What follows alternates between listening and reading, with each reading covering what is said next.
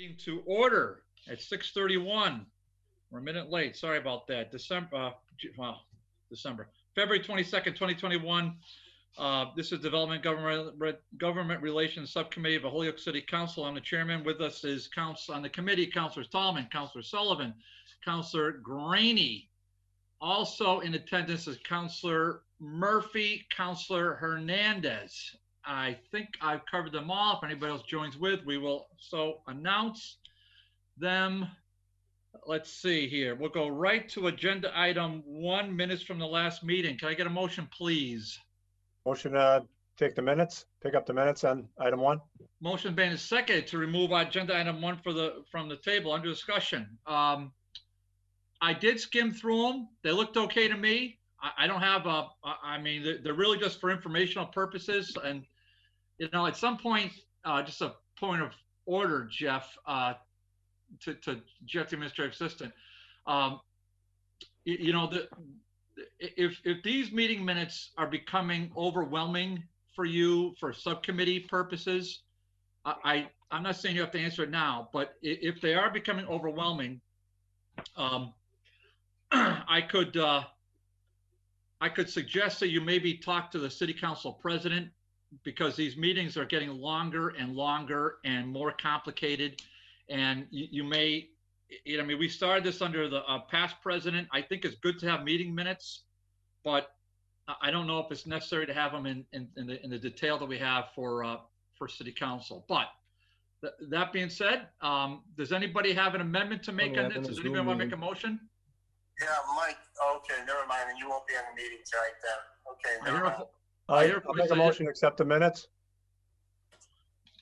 A motion. Second. Do I have a second? Second. A motion is made and seconded to approve the prior meeting minutes. On discussion, hearing none. On the motion, all in favor? Aye. Aye. Okay, approved. And we're now joined by the 5th member of the committee, the Ward 1 Councilor Gladys LeBron Martinez. Welcome, Gladys. If I could get a motion, well, first off, do we have our guests with us for, let me just go to Councilor Hernandez. Councilor Hernandez, do we have our guests with us? Let's see, Adam Gomez and Melissa Mark Veverito. All right, I don't see them here. I'm reaching out to Adam Gomez now, just to make sure that he doesn't have any issues joining in. I know that there was unfortunately a death in his family not so long ago, so I know. Oh, there he is. I believe he's joining right now. And sorry that I have a mask on, although I'm at home. In an abundance of caution, I just arrived from Puerto Rico, so I have this mask on for the rest of the people here. So I'm kind of like quarantining. Oh, I hope you're doing well. Yes. Okay. Adam Gomez, where are you? Oh, there you are. There. Oh, now we got a light on you. Here, sir. Okay. How you doing? How you doing? Good to Okay, see so you, let's, if I could, hi Adam. If I could get a motion to suspend and take 2A and B off the table, please. Motion to suspend the rules and take items 2A and B off the table for discussion. Motion made and seconded to suspend the rules, take off the table as a package, items 2A and B. On the motion, under discussion, hearing none. On the motion, all in favor? Aye. Aye. Okay, 2A, ordered that the city council adopt a similar resolution to that of the attached from Springfield. The committee should invite former councilor and now state senator Adam Gomez and Melissa Mark Veverito to our next committee meeting for discussion. 2B, resolution calling upon Richard Neal, Honorable Richard Neal, Honorable Elizabeth Warren, Honorable Senator Edward Markey to support the passage of H.R. 8113, the Puerto Rico Self-Determination Act of 2020. This document reflects necessary changes made to account for differences between Springfield and Holyoke regarding the historical background and demographic data. Okay, so I'll just, as a way of very brief introduction, let me just take this out here. This is the government relations part of the DGR committee, right? So this is why we invented this the way we did 7 years ago now, and to take the what was called redevelopment, a sleepy do-nothing committee, and make it now this dynamic, exciting committee. How about that? So, so that being said, and we're joined now by Councilor McGivern and Councilor Leahy. Welcome to you both. So, Councilor Hernandez, why don't you, well, first of all, why don't you first, let's see, Adam Gomez is here. Is the other guest here? The other guest is not here, but Councilor Gomez is here, and then I have Juan Sanchez, which is the board of president of Nueva Esperanza, and helped me in plugging in all the necessary information. Okay, well, let's do this. What we'll do is we'll make a motion to allow the public to address us on this matter. Can I get a second on that, please? A second that. Motion made and second to allow the public to address us, suspend our rules. On the motion, discussion, hearing none on the motion, all in favor? Aye. Aye. Okay, so now that we got that out of the way, Senator Gomez, welcome. Libby, why don't you introduce our guest? Yes. And then why don't you tell us a little bit in your own words what's happening here? Thank you. Okay, thank you, Mr. President. So yes, today I have with me Councilor Adam Gomez, and now State Senator, supporting me in bringing this order and resolution to our honorable city of Holyoke in an attempt to pass this. And it has to do with the for me, what I understand of it is this order is to allow the people of Puerto Rico to be able to decide their faith as it relates to how they stand being a territory, right? And so this is super important. I mean, I just arrived from Puerto Rico, and on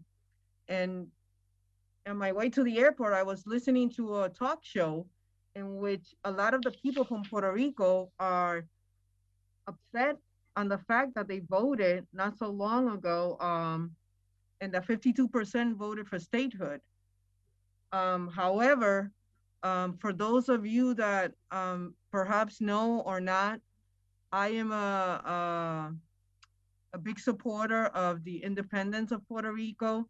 I believe that the people on the island are very well capable of, with the right leadership, and doing a great job in setting their own the way that they're gonna move forward with the progress of Puerto Rico. And I think that you know, after this long time of colonialism and, you know, capitalism in the island, I think that they are ready to self-determine as they move forward how they're gonna be governed. So that's my take on it. I know that it's easier said than done, and that's why we're trying to pass this so we can, so whenever we vote, it can be significant, and it's just not, oh, let's take another vote, but nothing happens. So that's what, that's why I'm supporting this, and I hope that we can move forward with passing it in the full city council. But I have with me State Senator Adam Gomez, and I also have Juan Sanchez that helped me plug in all the important and how to differentiate ourselves from the city of Springfield, and plug in the demographics. Thank you. Okay, why don't we hear from our guest, Senator Gomez. First of all, I guess condolences are in order, so I understand there's death in the family. So, well, on behalf of the Holyoke City Council, please accept our condolences. Why don't you tell us from your own perspective as to what's happening here with this resolution, please? Councilors, esteemed councilors from Holyoke, thank you for having me. My name is State Senator Adam Gomez, former councilor for the Ward 1 district here in the city of Springfield. And just to give a little bit more of the historical significance on self-determination, self-determination is not kind of a new thing. This is something that every couple years, Puerto Rico goes through a plebiscite which is a non-binding referendum, which obviously this resolution is not a non-binding referendum, but this referendum is being asked to be supported in cities just like Holyoke that have big Puerto Rican communities. It's been passed in Worcester, been passed in Springfield, it's going to be passed in Ford. It's being passed in Philadelphia, New York, Chicago. We're going to be passing it, I think, in Easthampton with Omar Gomez. And I think out in Boston, they're going to be passing this thing. This resolution simply was stated, crafted by Nydia Velazquez, a tenured colleague of Richard Neal's, that Richard Neal had supported this in the past. And basically what it does give is just a little bit more teeth to the plebiscite. And what this new bill is talking about, why the Puerto Rican community and councils like Libby are supporting this, is to give all of the people of Puerto Rico a chance to actually have their vote heard. We know that on the island of Puerto Rico, if you vote on the island, you can't vote for president, which what ends up happening is after every single plebiscite, what inevitably happens is that is left on Congress to figure out if they want to indoctrinate not the island of Puerto Rico to become a state, or if it's independence, or if it stays that's the status that it's in now. You know, has a lot of different moving parts. It's not a statehood bill. It's not an independent bill. It's just to try something, I guess, a little bit more of a fresh new thing. I think that different political parties in Puerto Rico are supporting different parts of a bill that comes to self-determination. There's a bill that they just want just statehood. This specific bill gives everybody a chance to vote for something. And I think that this bill would give an opportunity for the island of Puerto Rico and its residents, and obviously during Hurricane Maria, Holyoke and Springfield seeing a massive influx of the migrants from that at least that when they vote, at least that their vote counts. And if out of the onset of this vote, regardless of what your political preference when it comes to the island of Puerto Rico, that the people chose it, not somebody that doesn't understand or from the island chose. So it gives really just the power back to the common voter, the common person that lives on the island. And from there, we're just looking for support on, you know, getting people energized behind a plebiscite that has teeth, a plebiscite that is going to speak to all folks that live on the island of Puerto Rico, and not just a specific person that's behind a specific, political effort. I think that this new self-determination bill is just to make sure that every single vote matters, regardless if you are a Republican or a Democrat or independent that live on the island of Puerto Rico. And if there's any more questions, I can take those. Thank you, Adam. Really appreciate your words. Juan Sanchez, did you want to, since Libby, Councilor Hernandez pointed you out as having being an integral part of this, did you want to sort of slowly walk us through, or kind of something, give her the Reader's Digest version about this particular resolution? I mean, it's very Springfield centric, but doesn't seem to me like it would need much in the way of changes for Holyoke centric. But you're now designated as a resident expert, so why don't you tell us from your perspective what's happening, Juan? Well, I do see that Councilor Sullivan actually has his hand up, so I'm not sure if you wanted to take his question first, just because. Well, Juan, that's why, Juan, that's why they give me the gavel. See, I recognize who I want to recognize. Nice. See, we went over this at the last meeting with another city councilor. So you weren't there, but I think that got through. So I want to hear from you first. Yeah, so in terms of the Holyoke-centric purpose of it, as you know, Holyoke has a high concentration of Puerto Ricans, making it one of the largest concentration of Puerto Ricans based on population in the United States and in the world. The idea of self-determination, as Adam mentioned, is very important to Puerto Ricans, not only on the island, but also in the diaspora, right? Because if you think about one of the main reasons that people have left the island it's because of the lack of opportunity and resources. And that directly aligns with the fact that Puerto Ricans aren't able to self-determine, right, their livelihoods and their ability to kind of move forward, be able to function and get the same resources that a state in the United States or an independent nation would get, right? So with that said, as Adam mentioned, you know, the Commonwealth of Puerto Rico does contribute in every way that a state does to the U.S. You know, we pay taxes, we have you know, in every single way. We have soldiers, every single way you could think of how a state contributes to the United States, Puerto Rico contributes that. Now, what Puerto Rico doesn't get is the ability of each state to be able to make decisions that benefit its residents, right? So we get, so we end up in a place where the people don't have determination over what kind of state they want to, what kind of country they want to run, whether it be a state, an independent nation, or stay in that livelihood. What you've seen in the past is orders that have been presented where it's like, do you want to be a state or not? Do you want to be independent or not? Do you want to, you know, remain the same or not? But never has the option been available to the Puerto Rican people to say, what do you want to be? And have that be free of any kind of political party or any political background behind it. What's been impeding that up to this point is the fact that in Congress and in the federal government, they do believe that Puerto Rico would become a democratic state, right? So there's a lot of political animosity and kind of apprehension with the idea of adding more Democrats to the Congress or to the Senate. So what ends up happening is that Puerto Ricans end up suffering from the political ramifications, but don't end up being able to have their own personal like aspirations and ability to determine what kind of country, state, or ability of their current status. So with that said, how that aligns with Puerto Ricans is because people do have family on the island who are suffering under this current regime, under this current structure.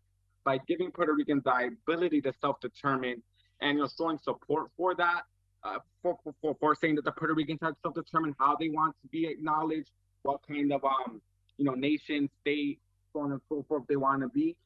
It's sending a really powerful message of solidarity and, you know, showing that that we want to see Puerto Ricans be able to succeed and to be able to benefit from everything that every resident of the U.S. gets, whether they live on the island or in the mainland. Okay, Juan, thank you so much. I appreciate it. No problem. So stand by. The way I do this, I recognize committee members first and then non-committee members. Councilor Sullivan is recognized. Mike? Thank you. So my question, I guess, would be to Adam Gomez. Sure. Yeah, through the chair.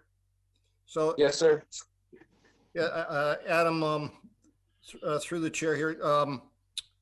So could you tell me, I'm a little bit confused, if they've already had several plebiscites and referendums and it was voted in favor of statehood, what differentiates this particular one from other ones that have already transpired? The other plebiscites over the overwhelming only had a couple selections, right? So they only gave the choice of statehood versus over anything else. So what they want is to include the different, what they call in Spanish partidos, the different parts and the different parties, I guess. And I guess there's a new party that wants to be included in the referendum. And mostly the plebiscites, they're non-binding. So what ends up happening is they want to make sure that the next plebiscite that happens is a binding referendum. And that's what they want to do with this self-determination bill.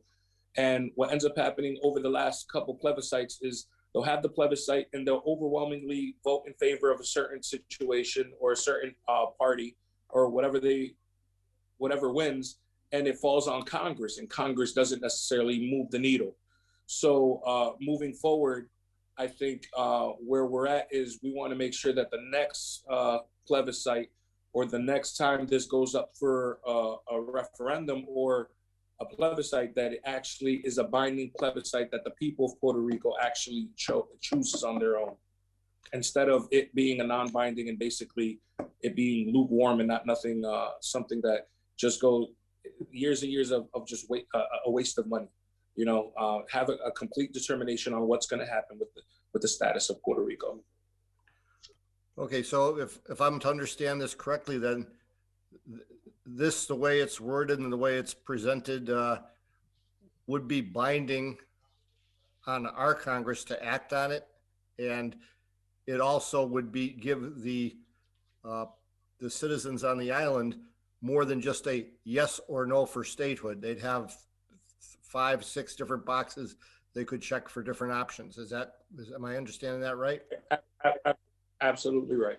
It gives every single party a chance, and it makes it more democratic, more of a democracy than legit. You give it's like you're only feeding them one side of the whole picture and giving them only one shot to vote for yes or no, instead of just having everyone have a say so, and then from there having it binding and having it stand. All right. No, thanks. That makes it clear for me, and I think for a lot of other people as well. Mr. President, The only thing Hold on, Councilor Graney. Councilor Self has the floor. and the only thing I'd like to suggest going forward, as this is Holyoke, that we somehow shorten the 19 whereases to just a few simple ones and get right to the now be it resolved part. But that's my own personal preference on resolutions. So thank you. Hallelujah. Councilor Jimmy, I just have a thing where I know your hand was up, but Jimmy, I just do the committee first, so just please be patient. Councilor Tallman. You're muted, Councilor Tallman. I got you. Thanks to the chair, Senator Gomez. Thanks for being here tonight. And I think a couple of the questions that I had were answered by, were asked by Councilor Sullivan, but this resolution stating that when the next plebiscite is coming to Puerto Rico, that basically they have a choice of statehood, independence, or Commonwealth, just to stay the way they are. Is that how it looks? Yeah. Yes, sir. Yes, sir. And obviously, once it goes into committee on the federal level, because it's going to be refiled, probably there'll be things added to it. But this resolution, as it stands, is how it's written from the last filing of the bill. Okay, and approximately what is the time frame for the next plebiscite? I don't have that answer for you, sir, to be totally transparent. The next plebiscite could be in the next 2 years or so. They just had a plebiscite, I think, just this last, at the end of election cycle. Right. And so this will basically make it fairer for the people, the residents of Puerto Rico? We believe that this would make it, we believe that this would make it fair. And I think instead of one or the other, it gives a chance for folks to have a choice of 3 or 4 areas that they would go, and it would have more of a binding approach instead of a non-binding approach, which has usually been the case.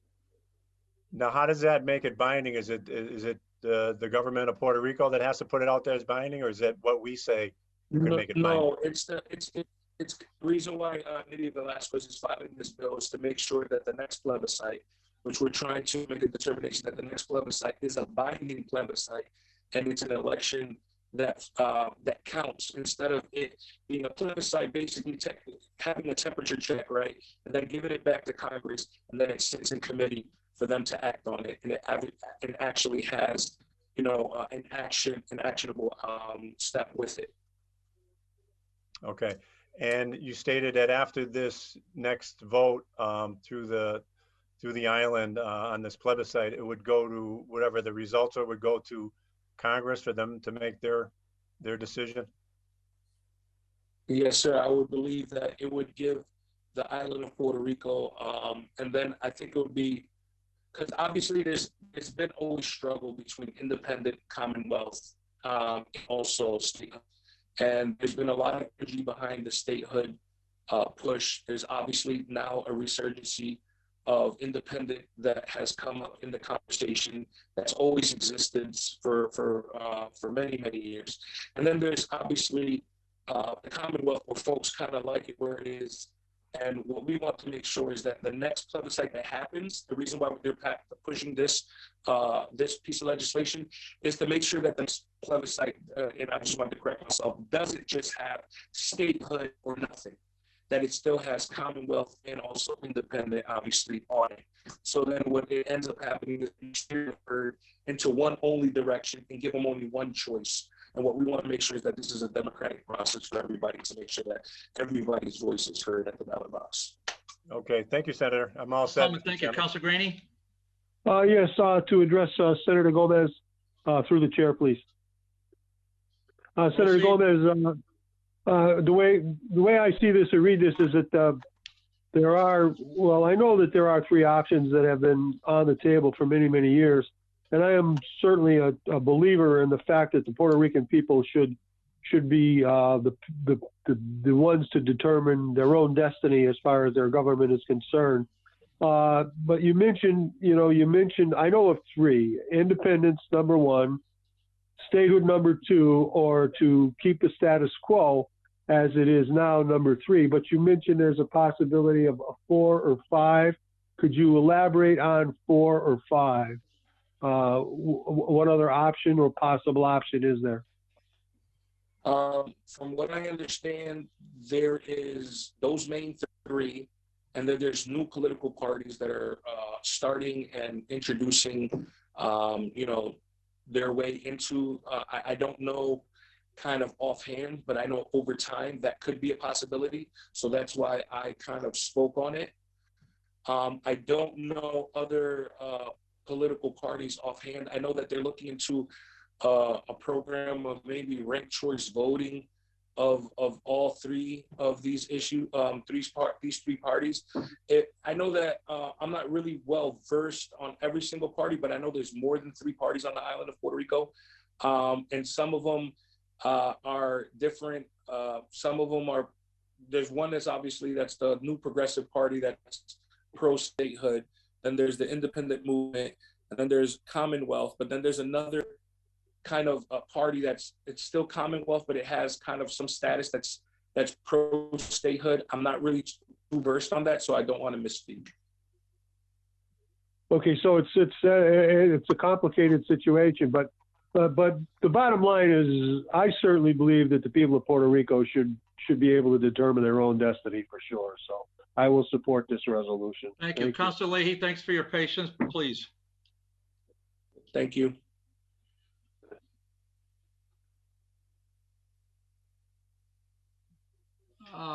Jim, we have no volume. Where are you? Can anyone hear Councilor No. Leahy? The audio is not coming through. Jimmy? Oh, shoot. You can't hear me? Oh, now we got you. Go ahead. I'm sorry. I had it in Bluetooth on my car. First of all, Juan, congratulations on your new position, or newer position, right? Been there for a couple months now. So congratulations. And also congratulations to you, Senator Gomez, as well. I believe my wife, Eileen, is on a subcommittee with you, I think for the Springfield Chamber or whatnot. And she says you're a hard worker. So congratulations. I truly believe that, the local government or the local people should be, holding their destiny, just like we fought for, school control. I always think that the people who are there, who work there, who live there, who grow there, who stay there, should have the control. So I definitely, I think, until I hear otherwise, that the people of the good island of Puerto Rico should be able to control it. I would like to see, before we vote on this, a handout with, maybe a column A, B, C, and, the check marks. This is what happens if they vote column A, B, and so forth. Just so we know the difference between what they're voting on. And I understand that what you said, that there's going to be maybe some more interest in developing some other platforms as well down the road. But for now, if we can get some sort of a piece of education, I think that'd be really helpful. But once again, this happened in Ireland, Northern Ireland. The people of Ireland said, we could figure this out. Let's get the English government out of Northern Ireland. We live here, we could figure this out. So, we're 2 different islands, but we're the same people. So thank you. Congratulations once again. Okay. Thank you so much. I can get a fact sheet for you guys. Thank you, sir. For your next hearing with Okay. Councilor Hernandez. Sorry for interrupting, Mr. Chair. Oh, no, You're the only one here that apologizes, so I appreciate that. So nobody else apologizes. Councilor Hernandez, did you have your hand up? Yes, Mr. President, I just want, oh, James Lee here already spoke. I just wanted to also add that on the research that I was doing and on this week that I spent in Puerto Rico, I know that it's crucial and essential that regardless of how, you know, the future, what the future holds, it's very important for Puerto Ricans to hold on to their, you know, to the essence and to their culture. And, you know, some people mention, you know, we can't allow like what happened in Hawaii when they became a state to happen in Puerto Rico. So I think that regardless of how it goes moving forward, a really big piece is for Puerto Rico to maintain its cultural background, and I think that that's why this is very important and has gained so much momentum, because I mean that's a big you know, a big orgullo, you know, it's like a lot of pride to keep our culture, to you know, to a pride that we have in our flags. As you can see, you know, we're always, you know, waving our flags. We bring our flags wherever we go because we're trying to move forward and make sure that people see us. So I think that that's a big part of and very important to the people of Puerto Rico as they move forward and trying to see where they fall in place. Thank you. Okay, I think everybody's had a chance to speak that wanted to speak. I think what I'm hearing is that one counselor wanted to get a little more intel, and I believe Senator Gomez said he would provide that. I think also we have, as much as we love Springfield, city of homes, we're not in Springfield anymore. So this resolution needs to be cleaned up by my friend Juan Sanchez and Councilor Hernandez. So I'm going to task the two of you to remove Springfield to the extent you can. You may or may not want to consider removing some of the whereases, because I heard that. Now you do what you have to do, and we'll vote on it. Or maybe recommend some of the whereases that could be removed. And then I think that seeing how this is, what I heard is that this is not going to come back down the highway for a little while, namely months or years. I think what I'm hearing is that we can probably table this and that this body will again convene March 29th. And that if the maker of the order and Senator Gomez and Juan have organized this a little bit better, I will promise you we will take it up March 29th. If that works, then Councilor Hernandez. Yep. Yes, I'm sorry, Mr. President. I thought that we already had made the changes to differentiate from Springfield and Holyoke. Jeff, is there a copy I don't have? Because the one I have says City of Springfield on it. No. Sure. So item 2A is the original order with the original Springfield resolution. Item 2B makes the changes to account for Holyoke. Right. Item 2B. We didn't see item 2B. Okay, let's go find item 2B. Okay, thought we had that, but we will attempt to download it. And there it is.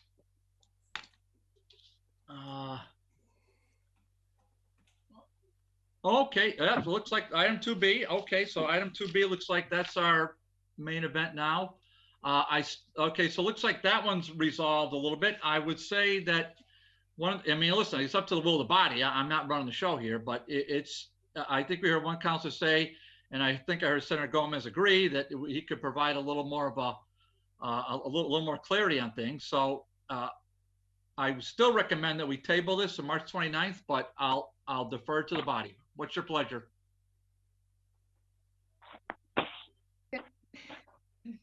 Councilor Brown Martinez. I think this is after fact information that is also exists, but I think we can vote on it today and still get this information just so we can get it out of the way. Sure. If that's, you want to make the motion? I'll make the motion that we pass this resolution that has been in front of us as it stands on the corrections or the submission of any editing that has taken place on item 2B. Okay. We'll pass on tonight. I'll second that. Okay, motion made second to adopt the resolution under discussion. Hearing none. Last call. That's okay. Hearing none. Motion's made and seconded to adopt a resolution on the motion. All in favor? Aye. Aye. Opposed? None. Okay, passing him. Okay, we moved that along, moved that off the docket. Thank you, Adam. Adam. Thank you, Juan. Thank you, Thanks, Senator. Thank you, Juan. everybody Congratulations. for participating, and we keep moving west. Okay, Levy. let's just find my Thank you agenda. so much. Thank you. Thank you for the opportunity to be here in front of you guys, counselors. Thank you, Mr. Chair. Thank you, Thank you. Senator. Thank you. Okay, let's okay, if I could get a motion to suspend our rules, take 3, A, B, C, and D together as a package, as well as reopen the public hearing. I'd like to spin the rules and take up items 3, A, B, and C, and D, and open up the public hearing. Second. Motion made and seconded to suspend our Second. rules, take A, B, C, and D as a package, open the public hearing. On discussion, hearing none. On the motion, all in favor? Aye. This is a continuation of a public hearing. So I say this almost every time that, the public does have a right to speak to us. So don't let me trample on the public's rights to do that in case I get carried away. But we took this up a couple times prior. This is a special permit application of the log cabin for a drive-through facility pursuant to 7.16 of the Holyoke zoning ordinances. The address is 500 Easthampton Road. 3B is a letter from R. Levesque Associates requesting reinstatement and a 1-year extension to approve the special permit. 3C is a traffic analysis, and 3D is a request for continuance that we had from this December. I think that letter was December 9th. I mean, I don't think I think that was just like the continuance. So I don't think it's imperative we get the date on that. Okay, so I believe, is Mr. Levesque here, or Mr. Levesque is here? Yes. Okay, I did hear from your colleague today, so you might be able to attend tonight. So what we'll do is just so we're in order here. We are in a public hearing. So the first thing to do is we'll hear from the petitioner. Then what we'll do is we'll hear from department heads. Then generally how I do this, and then we will hear from counselors on the committee, and then counselors not on the committee, and then we will hear from the public, pro or con. And the public, and I'll say this as graciously as I can. This is not the full city council. This is not the ordinance committee. So this is not a freewheeling conversation. But it's a public hearing. So when the public wants to speak pro or con, it's all good. Name, address, and then, try to gather your thoughts, 90 seconds, 2 minutes, 2.5 minutes. I'm not gonna have a stopwatch, but, try to gather your thoughts, and you only direct your question marks to the chair. You don't direct it to anyone else here. If it's a question that has to be raised with somebody else, I'll summarize it and raise it. Okay, those are ground rules. Mr. Levesque. Thank you, Mr. Chairman. Rob Levesque from our Levesque Associates. Here with me this evening on Zoom is Peter Martins, the franchisee for Dunkin' Donuts in the area. Also Peter Roscoffen from the Log Cabin, and Jeffrey Andini from McMahon Associates, our traffic consultant. To bring you up to speed and to just check with the chair, what I'd like to do is share my plans, if that's okay, and then kind of give you a brief presentation as to where we have been and where we think we're going. Fire away. Thank you, sir. Okay, just share my screen. Okay, So the subject property is 500 Easthampton Road. I'm going to just see if I can, there we go. 500 Easthampton Road. Everybody's familiar with the log cabin. We have a proposal on the books to basically replace the existing Mountain Joe's facility with the Dunkin' Donuts. This plan that you see before you is the existing conditions plan. So it shows the little Mountain Joe's kiosk there, and it shows the existing curb cut here, and then another curb cut where they leave the site, and then the existing parking lot that you are all familiar with. So what we have before you this evening is a revised, let me get to the right plan here. Can everyone see this? I can. Great, thank you, sir. So what we have is a revised site plan. We've been working, as you're aware, for a number of years now on this project. Specifically, we have a number of different pieces to the puzzle. So we have your special permit that we need to secure. We have the site plan application before the city as well. We have a conservation filing, and complicating that conservation filing from a state level review process is the Endangered Species Program. So we have a number of endangered species up here that we've been dealing with. So after securing the special permit from the City Council last time, we received some feedback that the Endangered Species Program wanted us to really truncate or reduce the size of our impacts to work within the existing impervious surfaces at the location. So what back and forth, took us a little bit of time, but we worked back and forth with the Endangered Species Program and have secured the ability to go forward with the Dunkin' Donuts project. During that time, the City Council permit had expired, and we've since requested that permit to be updated. As part of our resubmission, we've submitted the new information to your city engineer and your planner as part of our process, and they've done a thorough review. I think where we're at this evening is we have been through a review on the traffic. Do have the traffic engineer if you should like to ask any questions to Mr. Bandini. And in addition, we think we're in a position where the special permit, I believe today there was an email from your city engineer suggesting if the commission was, if the committee was comfortable in taking a vote, that he would suggest a certain condition, and I believe that was provided in the email.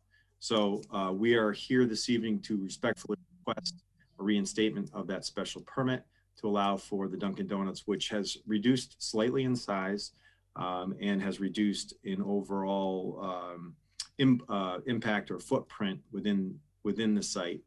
And then as part of that, we've updated all of the corresponding permit applications and traffic counts and parking, etc. So I did want to show the committee what's being proposed. I know that it's important to folks what these things will look like. Obviously, the Dunkin' Donuts being a fairly significant type of building. What we wanted to do is make sure that this blended in. So we have before you, if you can see my screen, we have before you a proposal that we think is quite nice in that it will tie in with the the aesthetics of the log cabin. It won't be your typical Dunkin' Donuts that you might see in other locations that might be more appropriate for urban settings. Knowing the rural setting and the nice character of the log cabin and the mountain in and of itself, we wanted to make sure that that all tied together. So, Mr. Chairman, I would be happy to answer any questions through yourself and any board members that have questions through the chair. Thank you, sir. Mr. Beck, thank you. I for one to see, I don't need to see the photos anymore. So if you could, but if other counselors want to see them, just be ready to throw it back up, because I have no problem doing that. Yes, sir. So Councilman McGivern, now hold on a second, Councilman McGivern. I'm just going to ask you to just be in abeyance, okay? But I did see your hand up. We did have, I didn't get to it in time, but I have it saved here. 1 second, please. Almost there. There we go. Okay, so I'm just going to print that because, like my friend Councilor Graney, I can't stand reading stuff off a screen.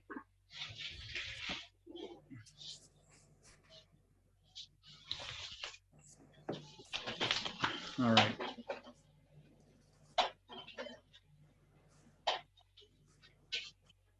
Okay, get rid of that.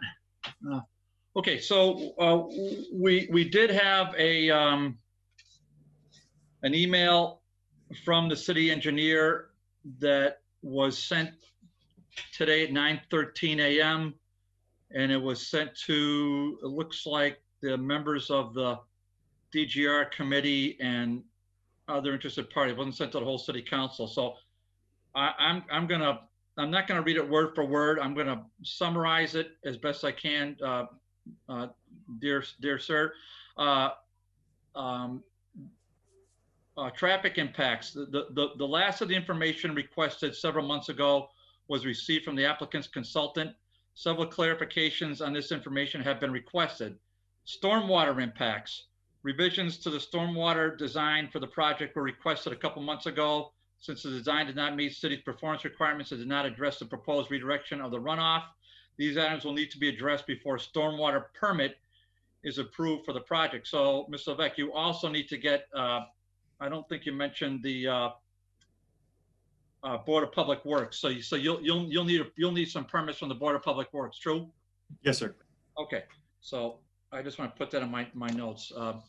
And then site design, revisions to the site design that incorporate the proposed deceleration lane are outstanding. Meaning they're not a bit, okay. These revisions will impact both the proposed Duncan Delaney site and the existing log cabin driveway. Mr. City engineer anticipates that these revisions will be addressed as part of the site plan review process that Mr. Levesque mentioned, that is the planning board. The city engineer concludes this way. My comments, he says, on the project follow. One, there's 3 points. One, the site plan is submitted to the council is an improvement on the site plan previously approved by the council. It does appear to meet the city's minimum dimensional requirements for a drive-through. Two, even though the submittal exceeds the minimums, the available on-site vehicle stacking distance is shorter than several of the applicant's other locations. And we all know how much fun it is on Northampton Street. Not serious. Okay. All right. Okay. Three, my greatest concern, says the city engineer, about this project is the potential for customer vehicles to back up onto Easthampton Road. Although it is unlikely that this will happen on a daily basis, the applicant's consultant has indicated that at times this could happen.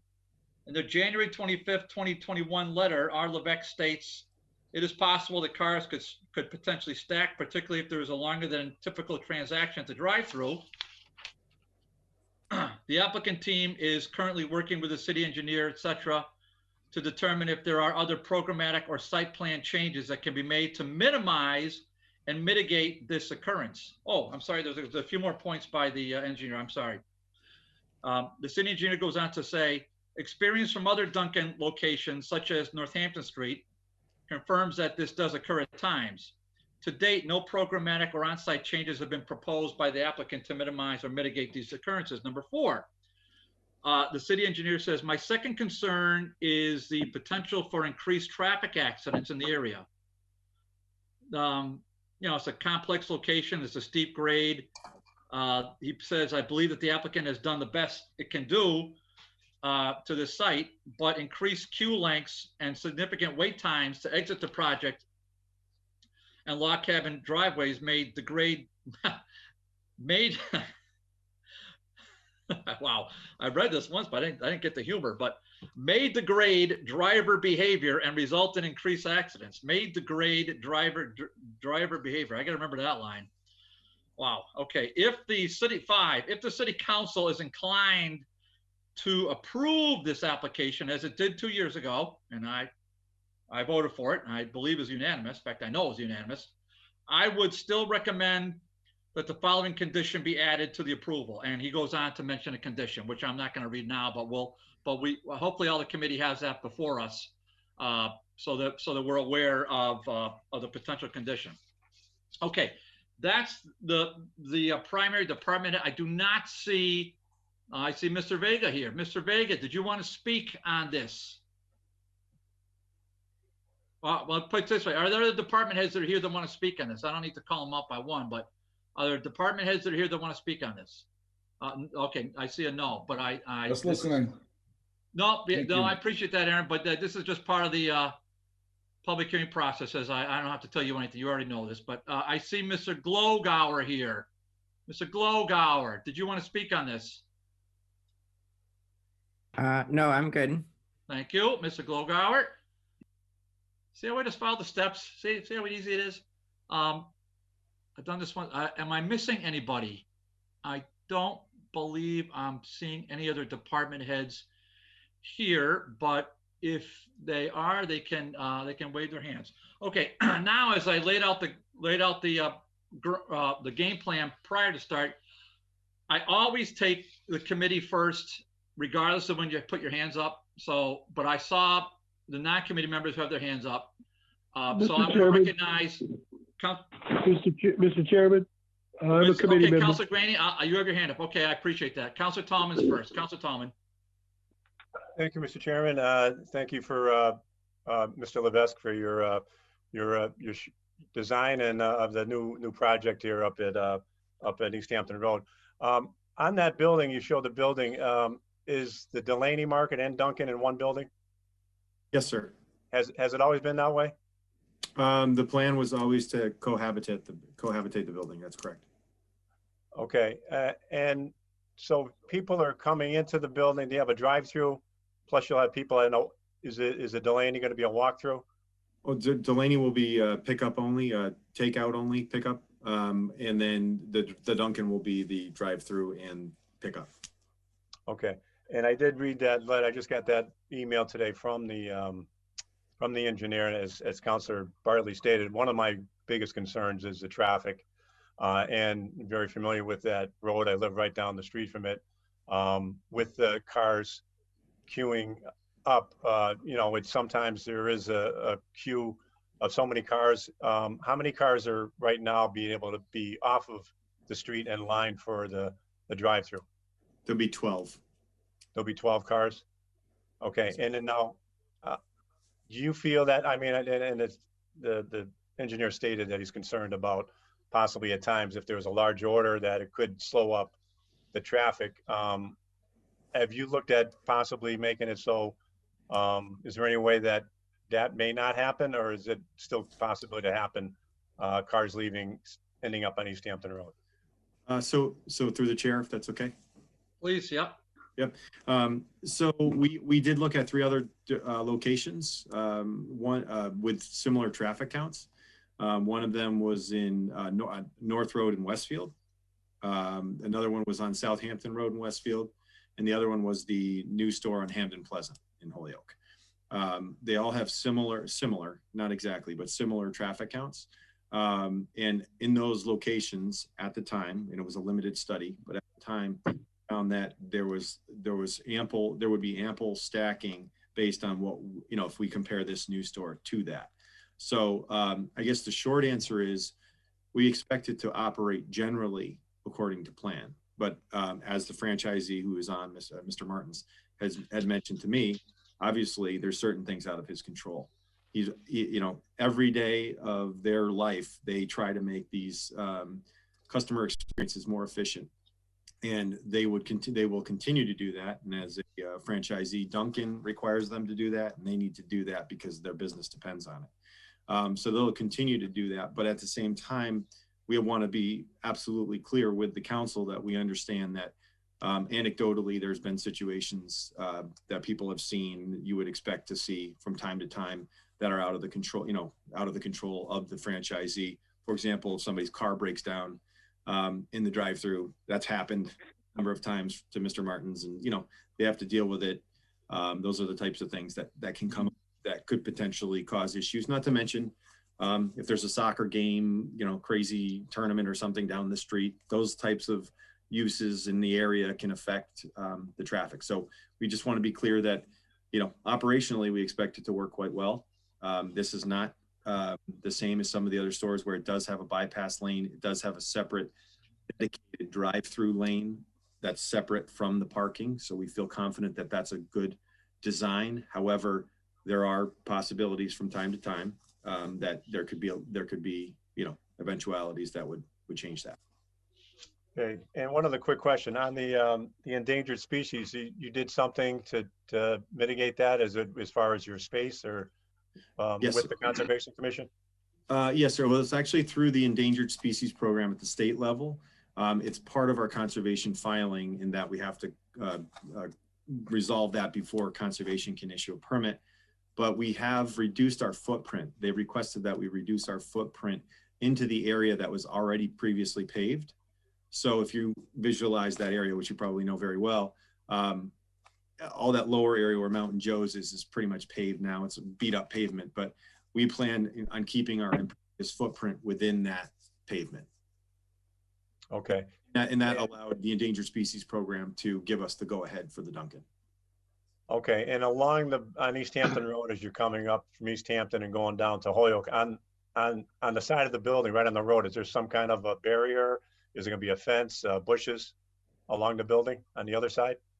If we're looking at the site to the left, sir? Right.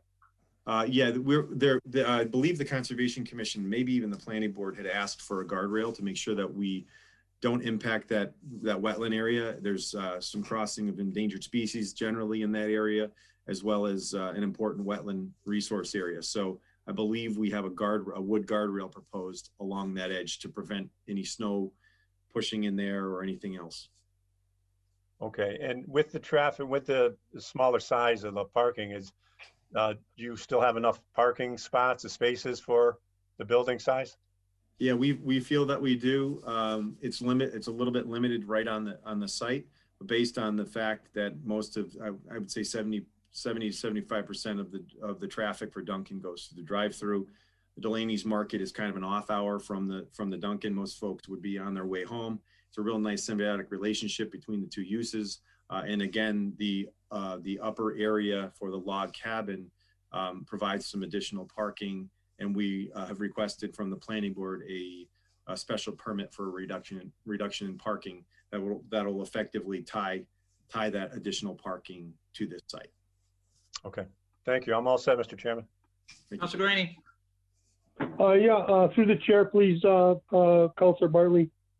Just ask the gentleman, I have a couple of concerns. Obviously, the traffic is a concern, but as one who uses the Mount Tom Reservation on a regular basis, in and out, entering into that Mount Tom Reservation at right at the peak of Easthampton Road or Route 116 and exiting that area, that could cause some complications. The traffic coming up the hill at the peak of that area from Easthampton and the traffic coming up from Holyoke, somebody entering or exiting that Mount Tom Reservation, which is a fairly heavily trafficked area for recreational purposes, could be problematic. How do you plan to address that issue?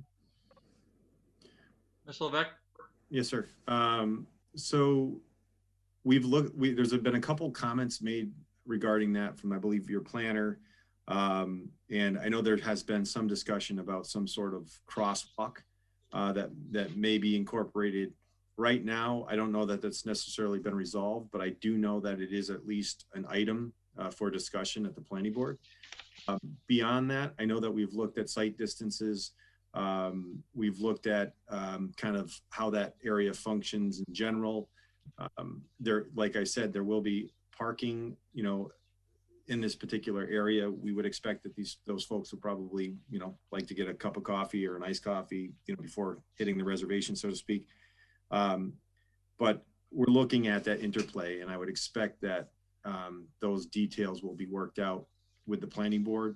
I'm not sure how much can be done, on property that we don't own.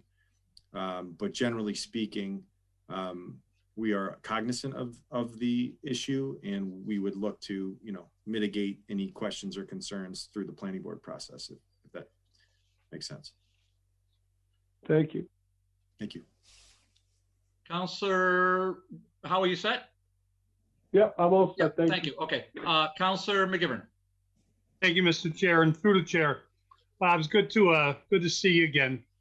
I saw you when you shared the plan. I saw most of it, but I just have a few questions, and they're kind of comparing. To Joe, the do original. you want to back up on the screen?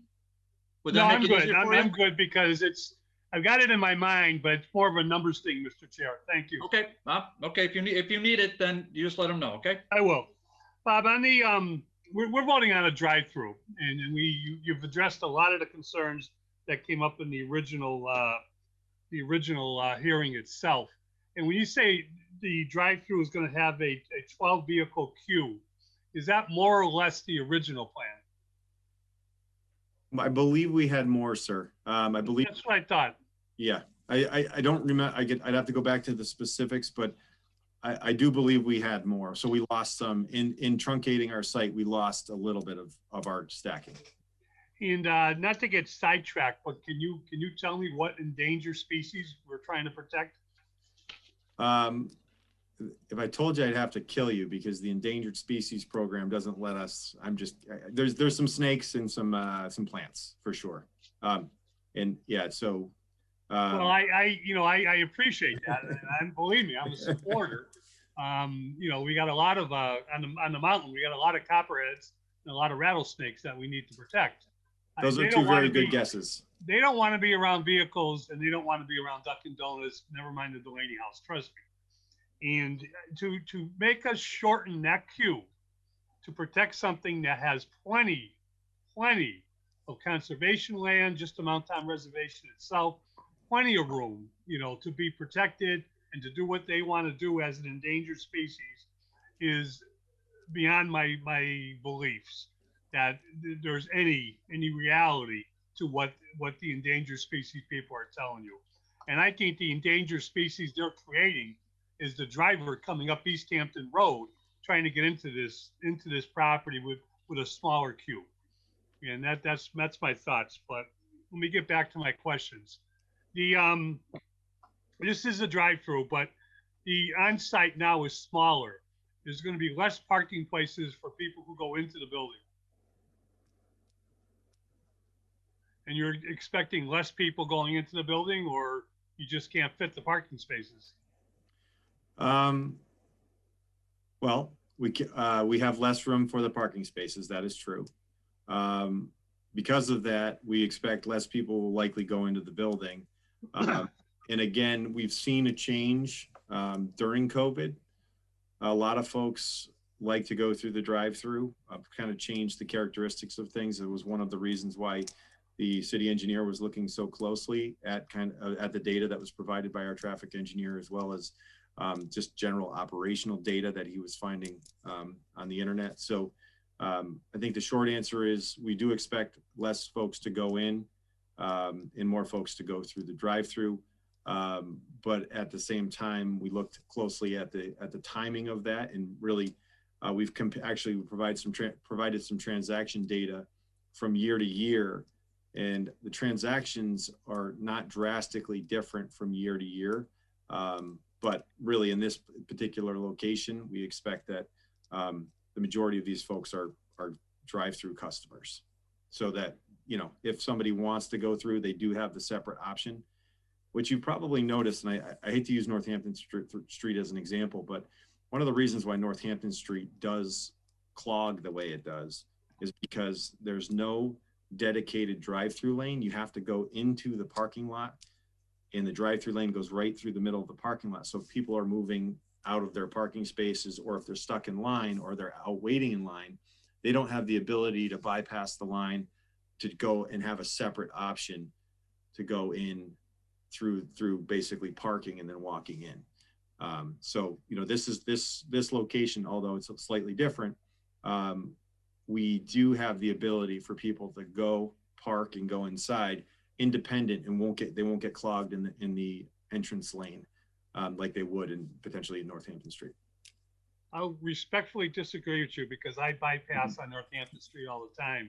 It's a lot easier when you're going north on Route 5 than if you're coming south on Route 5, but you can get around it even from the street when they're backed up on the street. The problem is when they're in the parking lane on the street, which they shouldn't be stacking up, and there can be no stacking up on Route 141 for this permit, because it would be tragic if we start seeing that. And right. just back up a little bit, but and one thing about Northampton Street Dunkin' Donuts, everybody forgets is the original drive-through permit was actually given to Best Eaton before they sold to Dunkin' Donuts. The original permit had one more house lot, a house that was actually torn down, but a second house lot and more fill and a longer queue than we ended up with. And I can only attribute that to site plan review, and someone didn't do their job, because after the city council said yes, that permit was shortened by a good 3 or 4 cars, which was probably what you see out in the street a lot when it backs up. But this endangered species or not, we need to get more queue cars onto this. You can tell, you know, we called it tight for the first time we voted for the permit. This is beyond tight. This is a disaster waiting. Is Dunkin' Donuts is also a walk-in, or is this just a drive-through Dunkin' Donuts? It's also a walk-in, sir. How much the capacity for sitting inside? I'll have to check the count. Let me see if I have. I'm gonna have to search for that. If we could come back to that, that would be helpful. But I can give you the parking spaces if that I have a little bit more handy. If that's okay. Go ahead.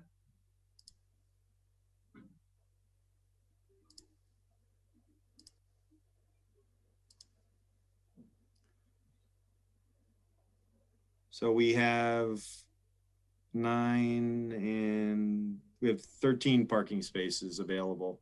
And what I had mentioned is that we have the nice thing about this site is we have a separate lane and a bypass lane where folks can, you know, get right out of the way and get in and park, go in, grab a Joe and keep going.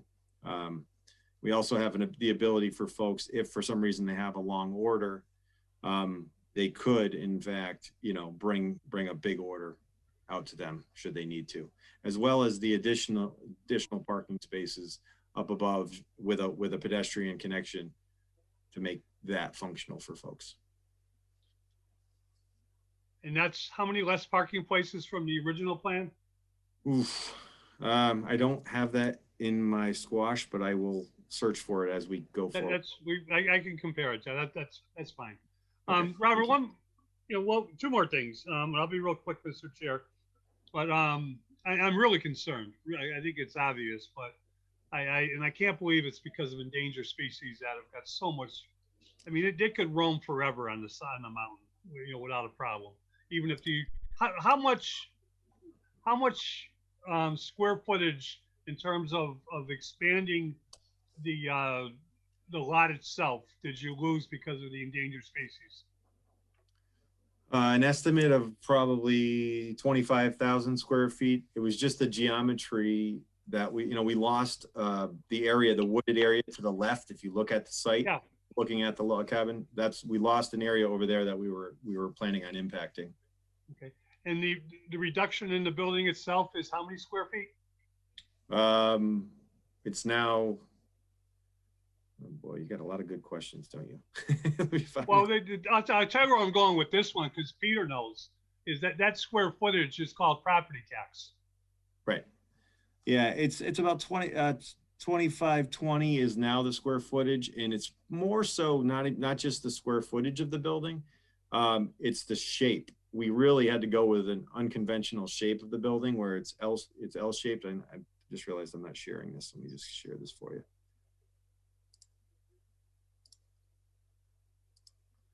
So you see the shape is not the typical shape. We had a rectangular building, and then we had to figure out how to fit it on the site. And by losing the area over here, which we were planning on going into, we lost some stacking and, you know, some parking, et cetera, just to try to make it functional. And Bob, final question, then just one quick comment. Yes, perhaps just a final question. Can you go back to, you said the guardrail, explain that, where that's going to be? There was a request that we not push into this area over here. So we would put a guardrail along this edge. There's a snow storage area here that we're planning. So in order to prevent folks from pushing the snow into the wetland, which is right here, they wanted us to put a guardrail along that edge. Snow doesn't go over a guardrail?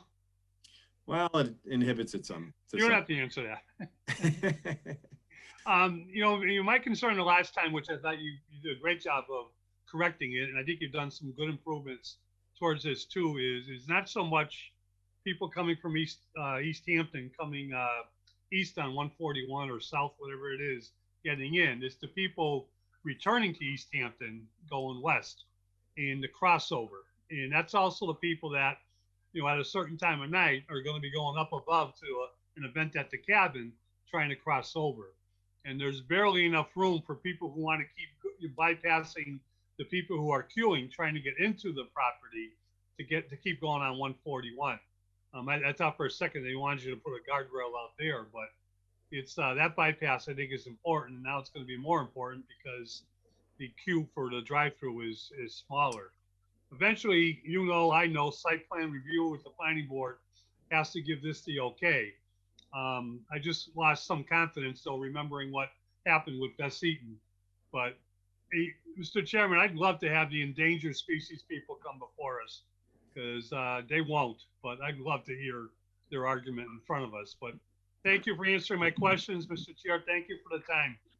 Thank you. Yeah, Ms. Levesque, if you just go back to the full thing, I gotta get my, okay. Councilor Lisi has her hand up. Councilor Lisi is recognized. Thank you. So a lot of my questions were answered already. I like the fact that the footprint is not being enlarged. I like that the special permit was granted for reduced parking. I was wondering how many additional vehicle trips do we expect to generate here? Or is it really just going to be people that are traveling on 141 to begin with? Or is there an expectation this is going to be a destination and additional vehicle trips are going to be generated? Through the chair? Please. So I have Jeff Bandini on the line. He's from McMahon Associates. He can definitely answer some specific traffic questions. Generally speaking, though, we see this as a pass-by location. We expect to collect a lot of pass-by trips. As you can imagine, there's quite a few Dunkin' Donuts in the area. They're probably closer together than most franchises. And in this particular case, we would be looking to generally collect as many trips as we can, or many customers as we can for folks that are coming over the mountain from Easthampton into Holyoke. If it's okay with the chair, I'll let Jeff just speak to the specifics of the counts. And I did want to just clarify for Councilor Lisi, the special permit for the shared parking has not been determined yet, but we have requested that from the planning board. That's part of our process. I just want to clarify that for you. Okay, thank you for that. Mr. Benny, why don't you just identify yourself, your address, and your agency, then proceed. Yes, Jeff Bandini, project manager with McMahon Associates, 350 Miles Spanish Boulevard in Taunton, Massachusetts. I think Rob definitely hit on a lot of the high notes. Use of this type, particularly the quick service restaurant, coffee shop, does see a very large percentage of what we call pass-by trips, which is trips that draw that traffic directly from the adjacent roadway. And when Mr. Levesque answered a little bit earlier about, choosing the observations for the queuing from similar locations, that's what we did in terms of, looking at the traffic on Easthampton Road, along with some of the other Dunkin' locations. And, with pass-by trips, a lot of what happens is that the vehicles will turn right into the site and then continue and then turn right out of the site. So a lot of the traffic that you see is not traffic that necessarily contributes heavily to the delay along the roadway, because it's not generally comprised of a lot of left turns, which essentially draws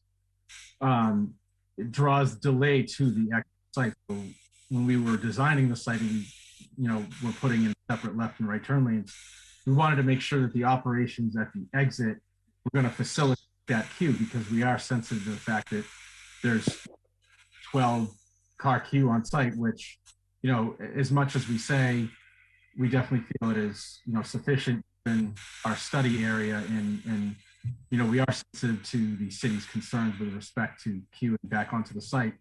And facilitating that exit can only help move the drive-through numbers through the site even faster. So in large part, to answer your question, we don't expect a lot of new trips to the site. A lot of the traffic that will be coming to the site is already traveling on Easthampton Road. That can be not only due to type of restaurant, but as Mr. Levesque mentioned, the composition of the amount of other Dunkin' in the area that we look into as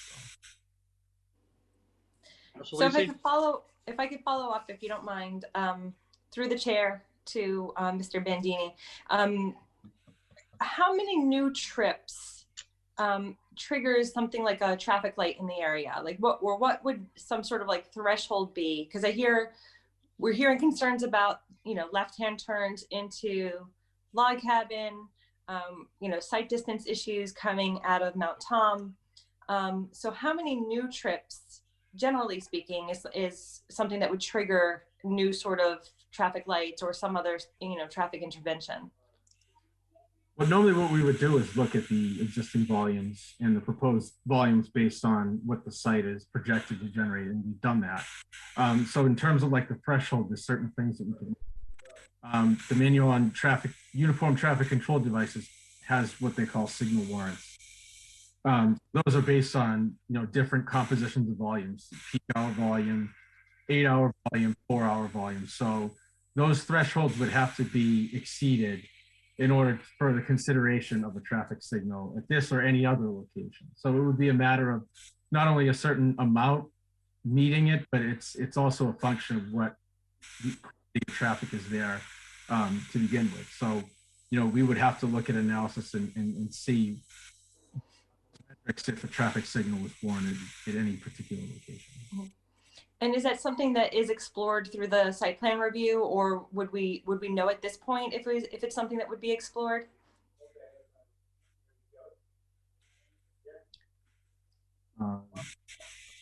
Yeah, that wouldn't be at this level. That would be site plan review.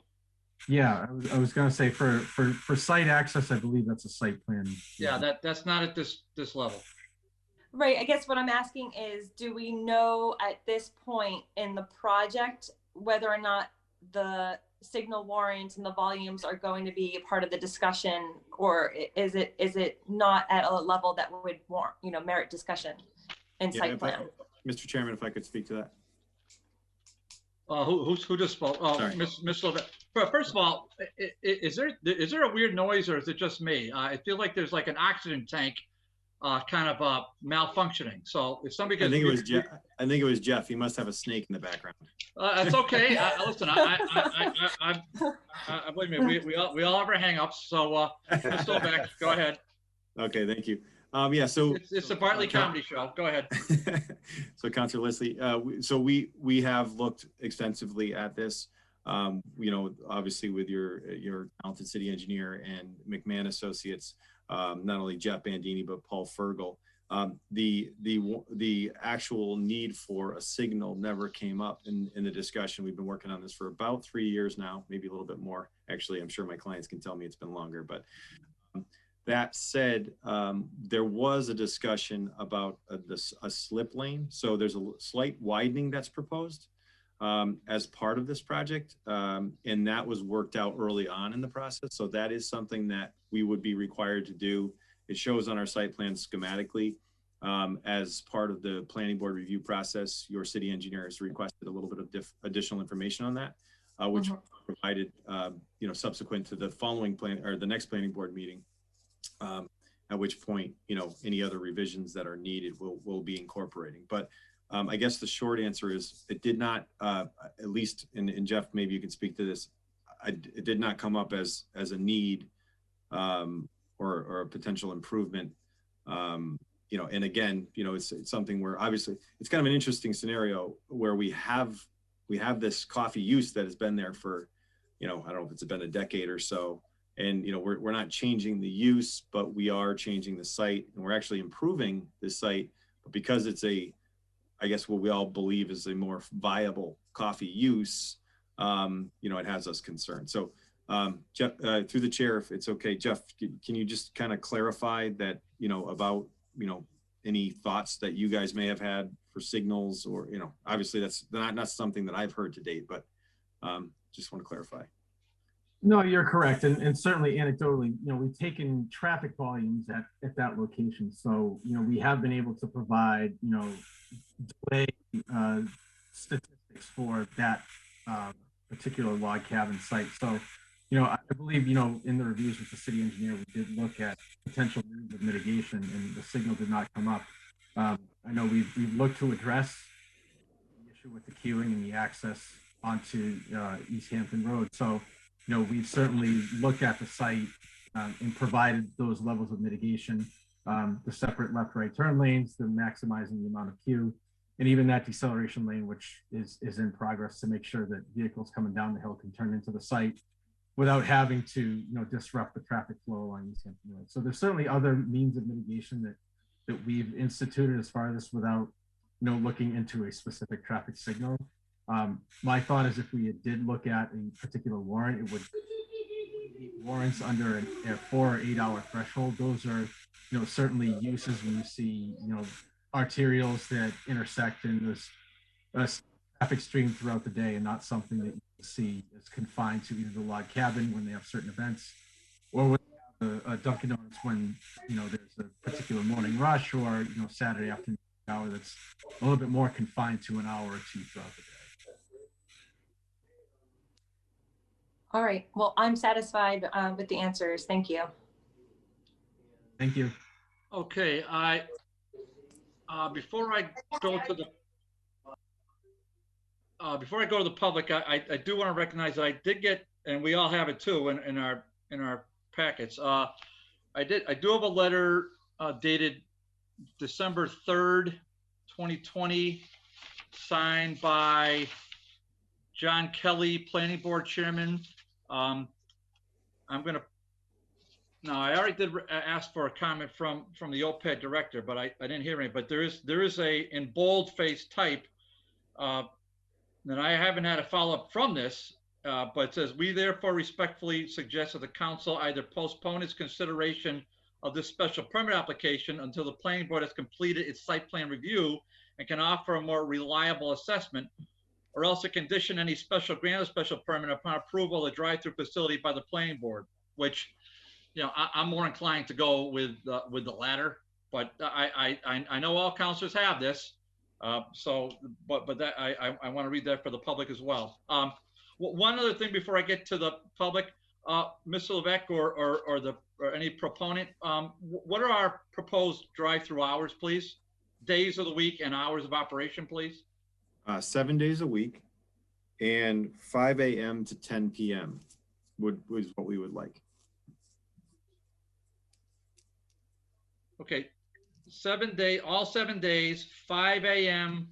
to 10 p.m. all 7 days. Is that what I understand you say? Yes, sir. Okay.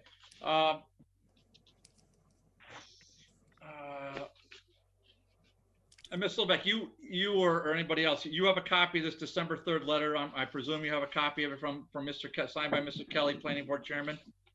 I was not aware of that, but I did discuss the other condition from your city engineer with Mr. Martins today, and we fully expect that we need to work through site plan approval. So should the committee feel comfortable moving forward with a vote, we certainly understand those conditions. Okay. Yeah. So I'm going to say it out loud. One of the conditions that if in fact we voted this out tonight and recommended to full city council, not only will we have the condition suggested by the city engineer, we'd also have the condition suggested by the planning board chair. And then we would also want to specify the hours of operation. Now, I know what you suggested, but sometimes committee members want to amend that. And maybe sometimes after we hear from the public, you know, the public might have some thoughts on that. So but you know, right. So I think we're at the point now where we can hear from the public. So just to remind ourselves, the way I've always done this, and the way I'm going to do it tonight is as follows. So if the public wants to speak, fantastic. Raise your hand or hit the button on the Oh my gosh, under reactions where it says raise hand if you're on the Zoomer. And then what you're going to do, first off, you're going to say your name. Second off, you're going to say your address. And then third of all, you're going to, gather your thoughts. You've had time to do that. Gather your thoughts, take a minute, minute and a half, 2 minutes. We're not taking 17 minutes, but take a few minutes to tell us what your take is. And lastly, you only address the chair. You don't address anyone else but the chair. So with that being said, so Councilor Lisi, you still have your hand up. Are you good to go? Or is that a new hand? I'm going to assume that's good to go. The first one I see is JR. And so JR, if you would unmic yourself, and then just your name, your address, and tell us what your thoughts are. Please, sir, you have the floor. Yeah. So thank you for the presentation, and thank you guys for those questions and comments. I'm definitely feeling enlightened. But my name is John Rivera, and I live on 2 Laurel Street, apartment number 3, and I go by JR. I'm quite frankly concerned with this. In my opinion, I'm hanging on the opposed side of this. I do think that the traffic is very much of concern. I'm also a former employee of Dunkin' Donuts, so I'm also concerned with the workers who have to compensate for the amount of traffic that is going to be happening. I do drive into Easthampton to deliver groceries every once in a while, so this is going to be quite concerning because my drives could possibly be longer and a little bit more frustrating. So I'm just going to leave my comments there. Thank you for the presentation. Thank you guys for putting on public hearing for this issue. And yeah.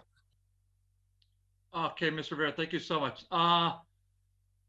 Wow, I think it's Miskowski, Jennifer Miskowski, but I probably mispronounced that. But Jennifer, I saw your hand up next. You have the floor. Thank you. I was just wondering if there's any consideration. Jennifer, time out for sports. So we went over the rules. So you state your name. Jennifer Miskowski, 3 St. James Avenue in Holyoke. I live right around the corner from the Northampton Street Dunkin' Donuts, which we've discussed several times here. And one of the problems for me as a neighbor is garbage everywhere. There's so much Dunkin' Donuts trash everywhere. And considering the location of this suggested Dunkin' Donuts being so close to Mount Tom and the reservation area, I'm just wondering, and I don't know if it's appropriate to ask, so I leave it to you, but if it's appropriate to ask what the plan is to mitigate garbage in the area directly around the Dunkin' Donuts, and then also making its way into Mount Tom. Thank you. Thank you, Jennifer. I appreciate that. We will get to that point in a second. Andrea's third. Andrea, I pronounced your name before, but I'm going to screw it up. So Andrea, just identify yourself, your address, and let us know what your thoughts are, please. Thank you, Mr. Chair. My name is Andrea Quart. Live at 173 Elm Street. Come with you all. Very sad.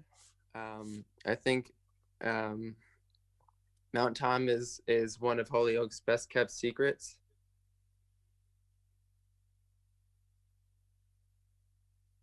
Andrea, you muted yourself somehow.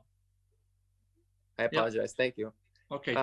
Yeah, thanks. So I feel as though Holyoke is Mount Tom is one of Holyoke's best kept secrets. And Dunkin' Donuts is a large corporation that sells, a highly addictive substance, which is caffeine and sugar, 2 substances that are highly, among others, that they sell. And as a young person who wants to live in Holyoke 30 years from now, I see this as allowing this Dunkin' Donuts to come. It's how many more kids are going to be addicted to these substances? I realized that it was a coffee shop before. Dunkin' Donuts is a very popular one. It's well known. Their flavors are known. They have that much more control over people. So allowing a huge corporation like this on top of Mount Tom, which is like one of the most sacred places in Holyoke, we are allowing them to sell highly addictive substances. And, you know, 20 years from now, how many more kids are going to be addicted to these substances and are going to have to address that? Because, you know, if we're going to be a resilient, healthy community, we have to look at what we're ingesting, and allowing another food chain to come into our already like starving population. And on top of that, to put it on top of Mount Tom, like this is a very terrible thing to do, and it's not going to benefit. I mean, maybe it's got short-term benefits like the sugar high, the caffeine, it feels great. Long-term, which is what I care about most deeply, which is why Mount Tom is there. It took a very long time for Mount Tom to become Mount Tom. You know, this is not just about short-term gains. I want this to be a resilient community that will be a healthy community when I'm 80 years old. And allowing Dunkin' Donuts to be here, while it's so pretty, they're going to bring in money, they're going to bring in all these sugary delights. This is not the right direction for this community. Thank you. Thank you very much. Is there anyone else let me just scroll down here because there are a lot of names on this, but I don't see anyone else who hasn't spoken yet. Okay, so I guess we'll do it this way, Mr. Levesque. So, you know, I've started a couple things from the public. So let me just sort of summarize it. Excuse me a second. Sorry about that. I think the first speaker certainly the issue was traffic. I think we heard that. I think you also heard that from other city councilors. It's a grave concern, not just from city councilors, but the public the city council represents. There's traffic is an issue. There's no debate. The sight lines there aren't super great coming from certainly not coming from Easthampton. So is there something you want to you've said what you said before, and Mr. Bandini has too. Is there something else you want to add to what you've previously said, just to address that one topic? Mr. Martins is on the Zoom. Mr. Martins is the franchisee. Not to put him on the spot, but I think he said he said some things to me that I think are very important for the councilors to hear. Specific to Peter, specific to your comments about operations and what you strive for, and where Dunkin' in general is going with efficiencies and internal operations that you're focusing on a daily basis. If you'd be so kind as to just say a couple words. Mr. Martin, just your name, address, and then why don't you sort of encapsulate what your question there that was just posed. Thank you. Sure. Thank you, Mr. Chairman. Peter Martins, 350 Cottage Street, Springfield, Mass. I'm listening to this, and this is exactly what we talk about as a company. Dunkin' is a large national corporation, but these franchises are local small businesses. Dunkin' is a franchise system. It's not Starbucks. There's families that own one store, and there's families that own 200 stores, but in the end, they're all small family-owned business that live and die with their little business. So the traffic issue that's been raised is absolutely legitimate, and the investment that we make in these properties, as a local family, locally owned business, local families that live in the area, we more than anyone have heavy bills to pay and want traffic issues less than anyone, because our average ticket is $2-3. We need a lot of those $2-3 to pay the bills, and folks will not return to a location daily, twice a day, once a week, 7 times a week.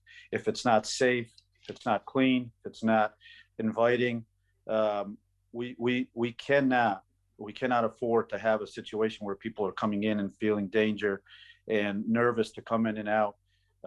So the concerns are legitimate, but they're concerns that before we even bring this a site forward, we've thought a lot about whether it's going to be an issue or not, because we need daily repeat business. So I'm listening to all this. It's absolutely legitimate. Great questions, great comments. I just want to put it out there that we wouldn't propose the site if we didn't believe that we could provide a safe, clean, well-lit visit for anyone from a 16-year-old, 17-year-old to an 80-year-old and everything in between, because that's what our business model lives off of. Everything we do from the entrance to the parking lot down to the location of the last sugar machine inside is to be as quick as we can.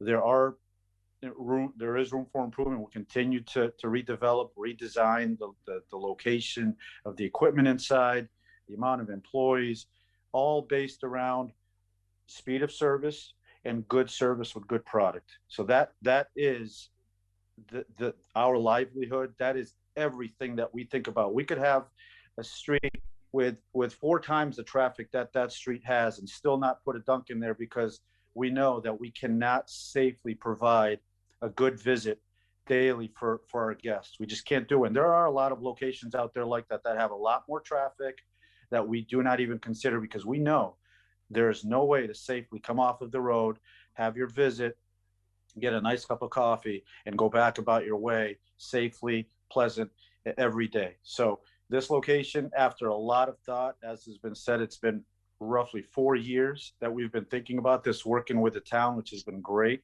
to work with. Have provided a lot of great information. We have the endangered species, we have the traffic. There's a lot of things to think about there. And we've been working really well with the town and closely, as we have in the other locations, to get to this point. And I would be the first one to abort this entire project if I thought that we couldn't provide a safe experience. Now, will there be issues? Probably. It's a business that's open 7 days a week. There will be a car that'll break down. There will be somebody that'll cut somebody off. There probably will be issues. But if things operate normally, what we do inside, the training that we do, the equipment that we have should provide a safe visit for our guests. So I appreciate all the comments. They're all legitimate. We've thought about them, and we appreciate all the help from the town, all the input and the design input and everything in between. So I hope things work out. But again, I just want to say that I appreciate working with the town and all the help that we've been given. And I appreciate all the comments and questions. Okay, well, stay tuned. So the second speaker really kind of was speaking about the Northampton Street property and the issue of cleanliness, not just on site, Mr. Martins, but also in the neighborhood. I see it myself constantly here in my neck of the woods with McDonald's and Burger King and D'Angelo's and Taco Bell, et cetera, and the trash that flows south to north and accumulates on fences for weeks on end. I've seen it, all the trash that flows into the adjoining properties to the McDonald's, which are 2 cemeteries. So you don't get to make complaints out of the denizens there, but there are a lot of people that walk that area, and it's an eyesore. I will say that I fortunately have a good relationship with many of the maintenance people, so we get on it. But it's a constant source of frustration. So if you, and this will also kind of combine as to what the third speaker asked. It's a constant source of frustration. And it's also frustrating that I have to constantly ride them.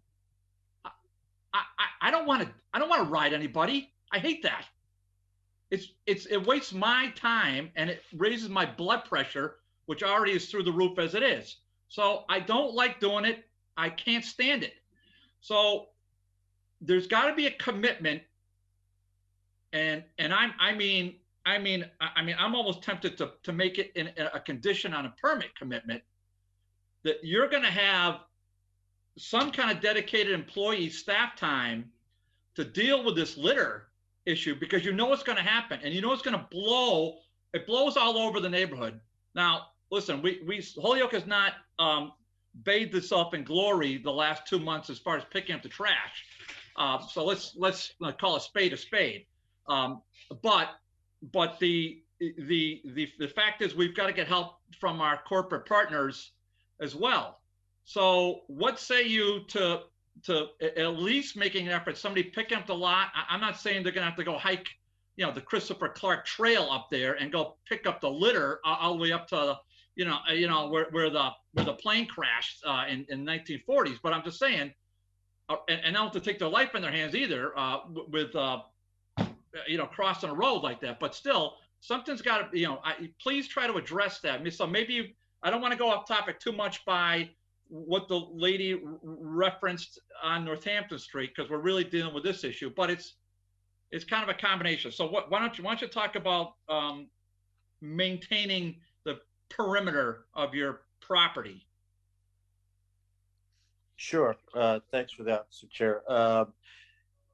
Again, we don't want litter there. We're a locally owned, family-owned business that takes pride in our business. We have stores in all of Western Mass, and you can go back, and every store, the abutting neighbors all have my cell phone.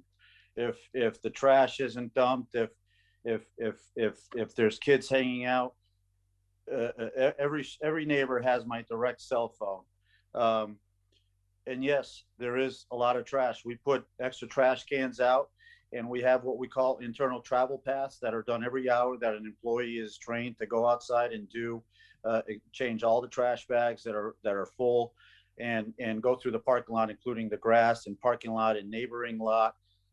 In the spring, summer, and fall, we have a landscape company that's trained to starting on the asphalt on the main road with any sidewalk that abuts our property. Weed whack all of the weeds along the asphalt and curbing, pick up any weeds in the mulch and the trees weekly. They're contracted weekly to do that work, to pick up leaves, spring cleanup, trim bushes. So that's the systems that we have in place in this particular location. We're partners with the landlord of that entire parcel, the Law Cabin, which is a respected business in the area for years. I don't think he's going to have an interest in seeing his area littered with Dunkin' cups and napkins, et cetera. So not that we can't always do a better job at that, but my only sort of consolation here is that, in all of the stores in all of the towns that we do business in, I've gotten a few calls from neighbors saying, guys, Pete, your employees are missing it a little bit on the trash, and we jump on it. They're trained to go out there and do it. We put trash cans out there. They know when they go out to change the trash, it's not just what's in the can, it's what's in the grass, it's what's stuck into the bushes on the property, it's what's stuck up against the fence. Every time after a snowstorm, they know the trash gets bundled up into the snow, and then when the snow melts, the trash gets left where the snow was. They know that there's a little bit of extra time involved. So systems, the travel paths, the tools, the trash cans, the training is there. Can we do better? Yeah, we can do better. When a customer pulls out of the drive-thru, our employees know if the trash can's full, that cup's going to end up in the parking lot. When the wind blows, it's going to blow an empty cup wherever the wind's blowing. We're aware of all of that, and we talk about it and we train it, because that goes back to what I originally said. And I'm not making empty promises. I'm saying we talk about it. The visit to our locations has to be clean, has to be pleasant, has to be safe. And it will not survive without any of those things. Okay, and the trash, as the lady mentioned, is total. Right, so I think, Mr. Martin, you nailed it. I just want to say that, and really reference what the third speaker said. I think the gentleman probably summarized what we all think. Maybe we don't say it, but just the pristine area of Mount Tom. So, like as you said, coffee cups that blow all over the place on Northampton Street and on Hernandez Street. It's pretty damn depressing. I admit that. And down here, I can't stand it. But when it starts blowing into restricted areas, maybe you could consider, I don't know who controls that. Maybe Councilor McGivern knows who controls that. Maybe it's Division of Wildlife or Division of Conservation and Recreation. I don't know who they are that control all that area, but you're probably going to have to partner with them should this permit be to clean up that area. So you should probably consider that. I can tell you, Mr. Chair, not to interrupt, and I'm listening to you carefully, but I can tell you that from our family visits, that's what we do 6-7 days a week, is visit the stores. And I can tell you that if there's trash visible from anywhere in that parking lot, I don't care if it's in the trees or up the trail into the trees. If there's trash visible, it will be picked up. The landscape company is trained and paid to do that, not just to go and cut the grass, but to pick up weeds and to pick up any visible trash. And that means outside of the perimeter of the Dunkin', because if I'm in the Dunkin' parking lot as a guest and I can see that trash may as well be right there next to my car. If I see trash, it doesn't matter how far it is off the property, it's still trash. And our employees are trained to do that. Yeah, I for one appreciate that. But see, I've got to ask these hard questions to get the answers out for the public. I mean, I'm not sure.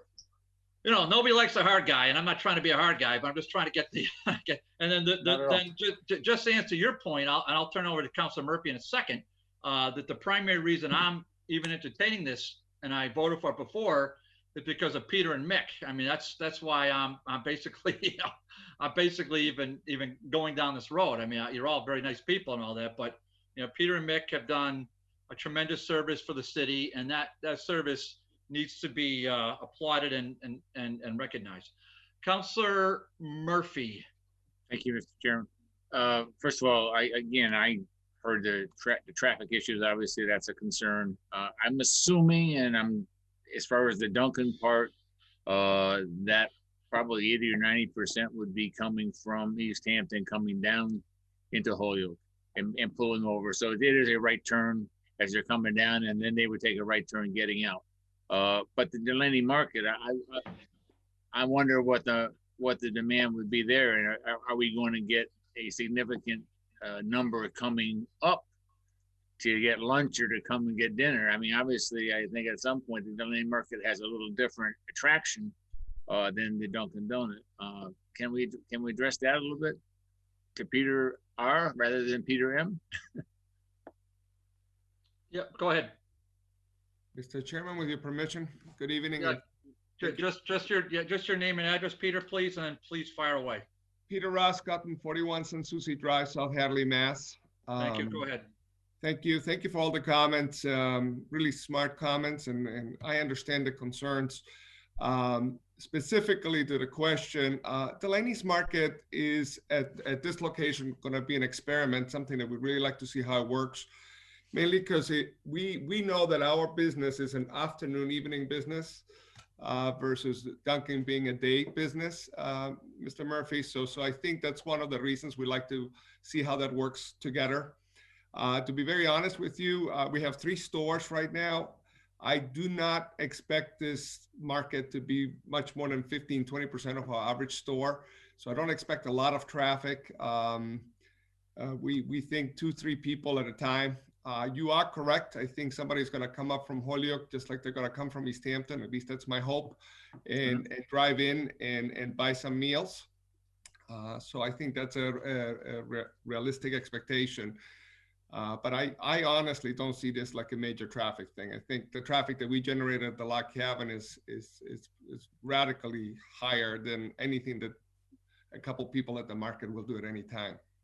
Okay. And to both of you, could you just give me an indication as to how many full-time employees you might have and how many total employees you might have? So we expect to run this with 1 employee. Again, because we don't expect this to be a very high volume location. So we for anybody that's not familiar with our concept, it's a group of refrigerators that are stocked with fresh meals. And so really all we need is somebody to keep that neat and somebody to ring the register and help package the product and let the guests walk out with it. So it's probably at the most 3 employees total, but 1 at a time. Okay, so 1 person at a time, but so it would be 3 part-time people, or would Or would you have? However it works out, so we have to staff this 7 days a week from 11 o'clock to 7 o'clock at night, which is our intent. Okay. So 8 hours a day, you'll have one person. Okay. So, yeah. And how about for the Dunkin' Donut? I cannot answer that. How about for the Dunkin', Peter? Peter M. Yeah. Not Peter. Sure. We'll have in the morning during the busy time, probably 6 to 7, maybe 8 people. And then the rest of the day, afternoon time, we'll most likely end up 2 to 3 people for the rest of the day. So we open at 5. We'll have probably 3 people at the opening, and then when it gets to the busier time around 7 o'clock, probably go up to the 5, 6, 7 people, and then afternoon, 12 o'clock, we'll go down to 2, maybe 3 people for the rest of the day up until 10 o'clock when we close. Okay, so in the early hours, the goal is to be able to have somebody coming through drive-through and be able to service them very quickly. That's correct. All the drive-thrus have an actual timer up on the wall. All of the business, all of Dunkin' in general has a national system for drive-through operations and maintaining speed of service. And that's all populated per store, per hour, per minute, how many cars we put through, all driven based on speed. So the goal is to make that number as small as possible while providing still a pleasant and friendly experience. Okay, thank you. And I echoing the constituents' concerns, both maintaining the beauty of Mount Tom, making sure we keep it clean, dealing with the traffic issues. I mean, I certainly wish that we do this and we do it well. We hire Holyoke employees, we give people a chance to work, but that we really recognize that there are some concerns here that need to be addressed in order to be successful, both from your aspect and from the communities. But I thank you for your interest in your investment. Thank you. Okay, let's see. Anyone else from the public that wants to address us? No one. Any counselors from the committee that want to have questions? No one. Any other counselors not on the committee have questions? No one. Any department heads here that want to say anything? No. All right. Does the committee have a preference at this point? For example, does the committee want to close the and be cautious of what you wish for? Because, if you're going to be asking for things, don't be asking after you make a motion to close the public hearing. So, the committee could, for example, if the committee is satisfied, we could close the public hearing. Then we can have a discussion about, because I think we heard probably what the 3 conditions would be, right? We heard from the planning board that it would be subject to satisfying site plan review, which, that's, and we don't necessarily have to make that condition, but it was requested. And then we heard from the city engineer, the italicized part and part 5, we can make that. And then the hours of operations, what we generally, well, one thing I didn't ask Mr. Levesque, and I'm going to ask Mr. Levesque now, the trash pickup, trash stuff. I know this is a site plan review thing, and I know we're the drive-through. I get it. I get it. But I can ask what I want. So trash is gonna be tricky picking that up, I would imagine. But I'm really interested in making. Is the trash receptacle going to be fenced in? Why don't you speak, because I missed that on the map. So why don't you, I see people nodding their head, but why don't you sort of briefly speak to the trash deal? Yes, sir. I'm sharing my screen again. So the traffic is, we'll call it counterclockwise through the site. So we have the main entrance here. The bypass lane will also function as the access to the dumpsters. The dumpster location is in the back corner here, if you can see my cursor. Yep. So the trash trucks are front loaded. So they basically grab from the front, pick up the dumpsters and bring them over the top. So we'll be able to get at them, no problem. Works pretty well. And then they'll leave the site going out the eastern entrance. Okay, and then just on the matter of traffic, because one thing I didn't ask, the westbound road to Easthampton, did we talk about having a dedicated left turn lane? Did I miss that part? Because if I did, I apologize. I'm trying to I don't believe so. To clarify, I believe it's, and I'll let Jeff Bandini speak to this if it's okay. There was a discussion of a slip lane, and if it's okay, I'll just let him talk about the function of that. Okay, okay, so I'm just talking about coming up from Holyoke heading west right now. So I'm just curious as to how we're going to make that left-hand turn into the DD. So, yep, go ahead. Yeah, that wasn't something that was discussed specifically as part of the mitigation. Obviously, there's a few things that we would have to consider if we were to install a left turn lane here. You know, first being the amount of right-of-way available. The second, the amount of widening that the roadway would need to encompass in order to include that with all the upstream and downstream tapering and all that. And that could be something that would need to be considered along with the existing vertical curve that we've talked about that's located just north. So I don't believe that came up at any point. Rob, we did mention the southbound or eastbound slip lane, but I believe that's more for deceleration purposes. That's not necessarily for storage or capacity. That's more so that the traffic flow turning right into the site coming down the hill doesn't necessarily have to come to a complete stop in order to enter the site.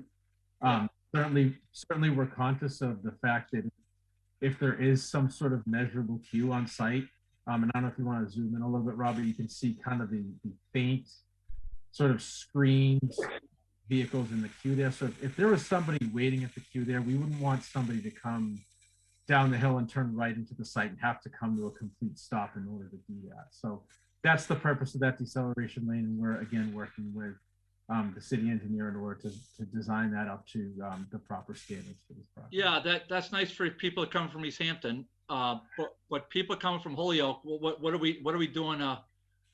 So just tell me what we're doing. We're looking to see if we have we can expand the road, or we're going to get a right of way, or what are we doing here? Yeah, I think the extent of what we've discussed is actually shown for northbound traffic. You know, we certainly don't, you know, given what we call trip distribution, which is a model that we use that kind of predicts or estimates the number of trips from, you know, different population centers. We certainly, and that goes along with the methodology with the pass-by trips. Anticipate a lot of the traffic to come mostly from the Holyoke, from the Easthampton side coming southbound.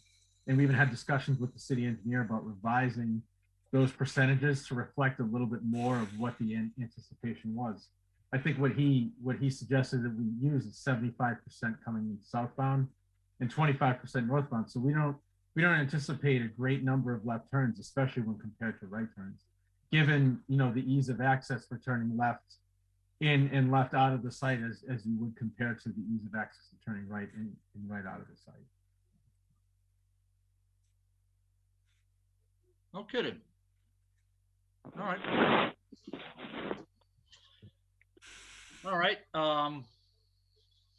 Can we take a bet on that? And then if we study that down the road, can we take a bet on that number of 75-25 right now? Because I'll take the over on the 25. Every single day of the week. Every day of the week, you give me the over on that. I'll take it. I'm not buying it. Not buying it, but that's me. I'm just one vote. Okay. All right. So those are my questions. This is supposed to be a fast meeting. I knew it wasn't going to happen.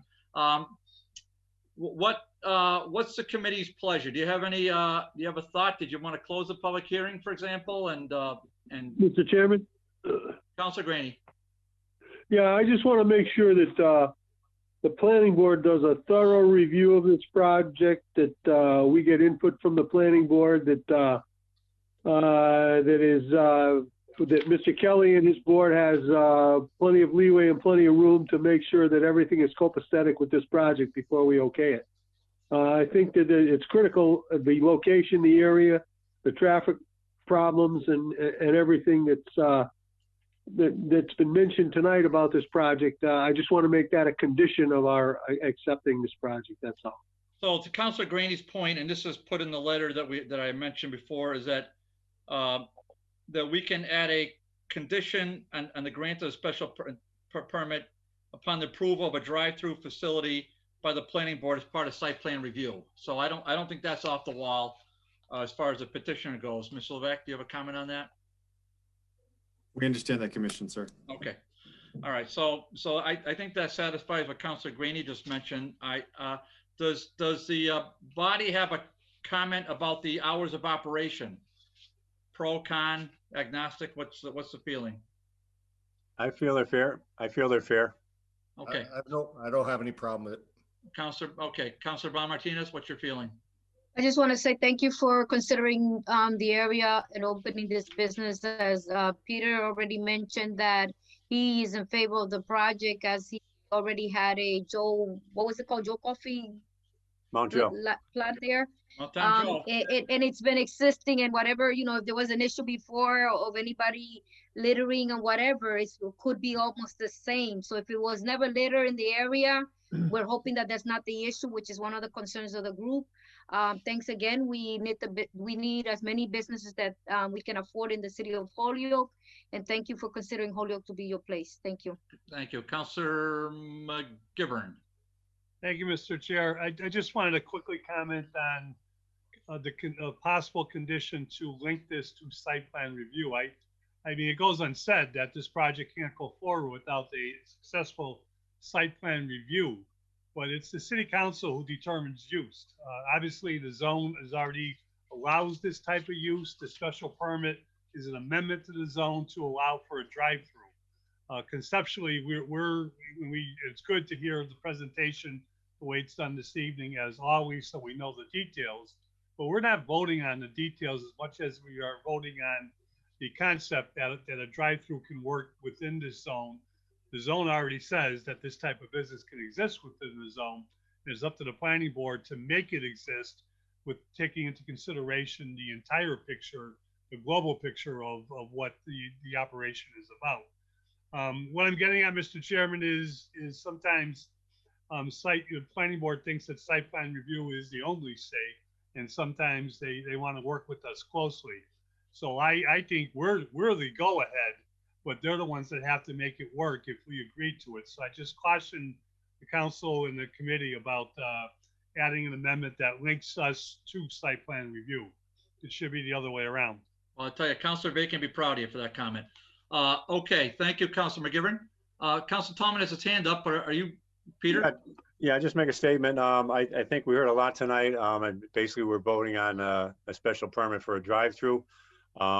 And we heard from the conditions from the engineer, from the planning board, and from the Conservation Commission. I think they have a few more things that they have to do, but I'm okay with closing the public hearing tonight and voting on the special permit for the drive-through.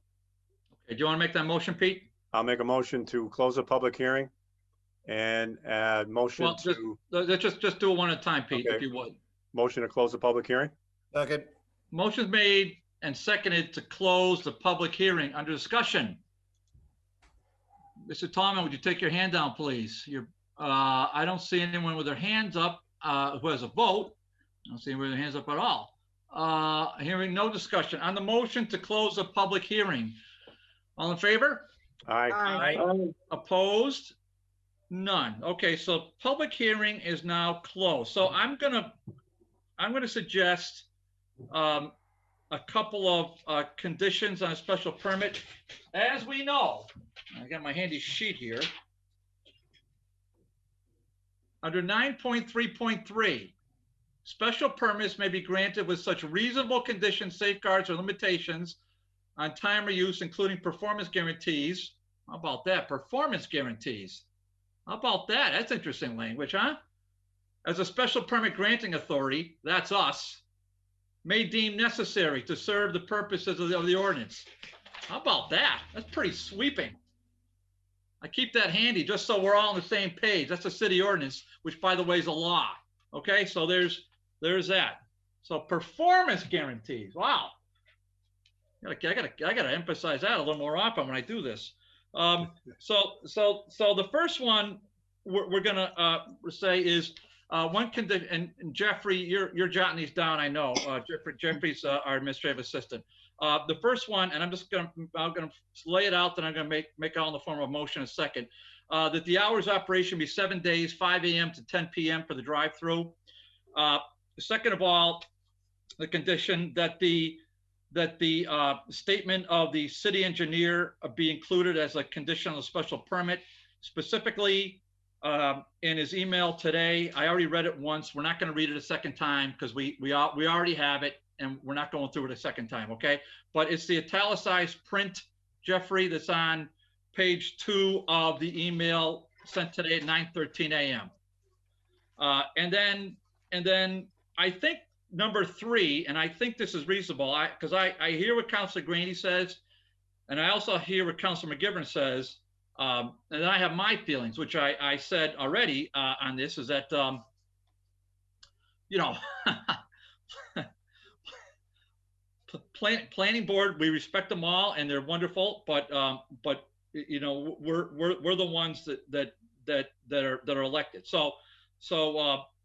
But I think it's reasonable to include conditions relative to this, relative to drive-through portion as specified in the December 3rd, 2020 letter, signed by Planning Board Chairman John Kelly. So I think those, then there's 27 paragraphs on here. So we all have it.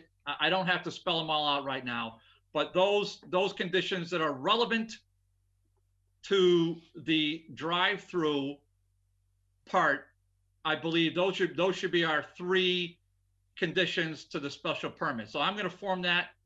So my motion is to condition approval of this special permit on the aforesaid 3 conditions. I'll second that. Okay, motion's made and seconded to add those conditions. Are there any other conditions, or do you want to take a vote on this one at a time? Because I don't care. Are there any other conditions from any member of the committee? Hearing and seeing none.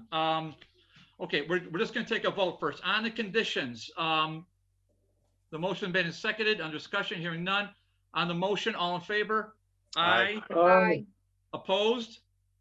None. Okay, so Jeffrey, that passes 5-0.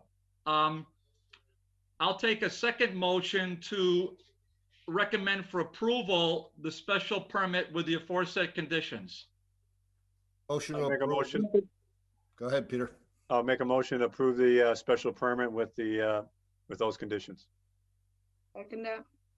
Thank you, Gladys. The motion's made and seconded to recommend to the full city council that the special permit for the drive-through, under whatever auspices are, you would think I would have it in front of me, but I got 400 papers going, that our authority to grant a special permit as conditioned, that we recommend that. Under discussion. Hearing and seeing none. On the motion, all in favor? Aye. Aye. Opposed? None. Okay, so you've all been through this drill, but just for the public, we only recommend. The full city council will take this up at the first meeting in March, which is Tuesday, March 2nd at 7 o'clock. And we'll go from there. Okay, thank you. Thank you very much. Thank you. Thank you. Thank you. Have a good night. Good night. Let's see here. If I could get a motion to take number 4 off the table, please. Motion to take item number 4 off the table for discussion. Chair. Second. Motion's made and seconded to remove item number 4 from the table. On the motion, all in favor? Aye. The DCR, Division of Conservation and Recreation Notice of Intent to Acquire a conservation restriction on parcels of land approximately 1,465.81 acres owned by the town of Westside and located at Bear Hole Reservoir and and a brook in West Springfield and the city of Holyoke. I'm not even going to buy that's a beautiful Indian name, and I'm not going to do it justice, and I don't want to butcher it. Okay, so let's see here before I get too far afield. I know we've got all sorts of very, very important people here before us. I welcome you all. Let's see here. I have an email from Lou Ross, which I am not going to read, but it's dated August 31st, 2020. Wow, that seems a little dated. And then there was a certificate of announcement pursuant to 301 CMR, etc. And that's included in here. And so we all have that. And then just today, we had an email with a letter attached to it. Very exciting. Always great to hear from our friends to the south, our friends in West Springfield, wonderful community, which I'm going to pull up in a second if I could just find it. Look at this right here. It was right here. Of course, it's not right there. Let's do take number 2. There it is. Look at this. Wow. Look at this letter. Wow, dated February 22nd. Talk about service. You don't get this kind of service in West Springfield. You write a letter February 22nd. It's taken up in Holyoke on February 22nd. How about that? All right, so we got the letter here. All right, so what I think the prudent thing to do, and this letter is written by Will Reichelt. Oh my gosh, the mayor of West Springfield. Good gravy, this is exciting. Okay, so I have Mr. Glogauer with us as a department head. I think we should, Yanni, I think we should recognize you first. And why don't you summarize in your own words what is happening here? And then you might, at the conclusion of your remarks, you might want to recognize some of our guests. And why don't you tell us what it is that they can bring to the table? Because I'm sure we'll suspend our rules to allow them to speak. Yoni, go ahead. Sure. So the town of West Springfield, the DCR, and Mass Audubon are working to permanently protect a large swath of land around the Bears Hole Reservoir in West Springfield and put it under a permanent conservation restriction. So there's about 150 acres of that are owned by West Springfield, but that lie within the city of Holyoke.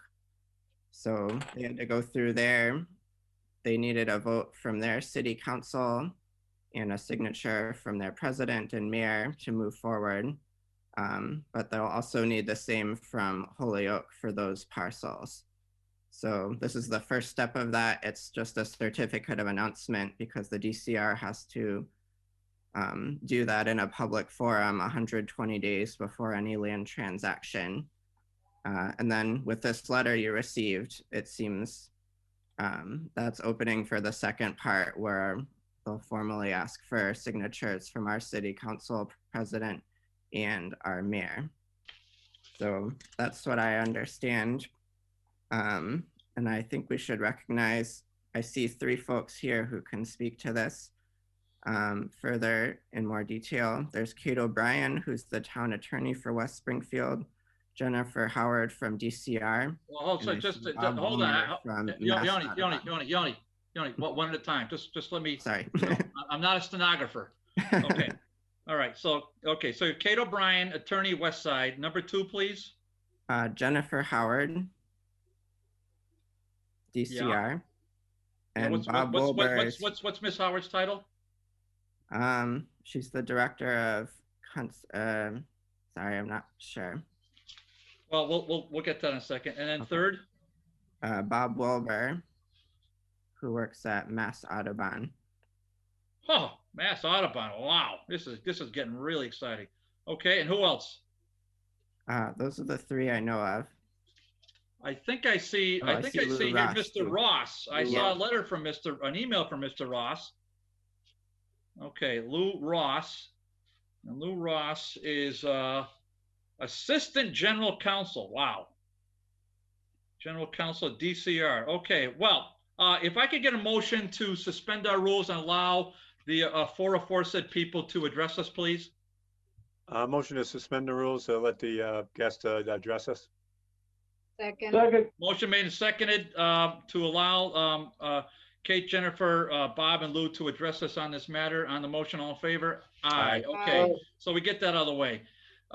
Okay, so let's see here. So why don't we hear from Mr. Ross first, because Mr. Ross sent the email of August 31st. Mr. Ross, so the only one who gets to make a speech here is me and the other elected officials. But if you want to give the Reader's Digest version of what's happening, we'd appreciate it. Good evening, and I would love to thank you through you, Mr. Chair. The Reader's Digest version is West Springfield, Mass Audubon, and DCR are partnering together to protect 1,350 acres around the Bear Hole Reservoir in West Springfield. 150 of those acres are actually in the city of Holyoke. It's owned by West Springfield.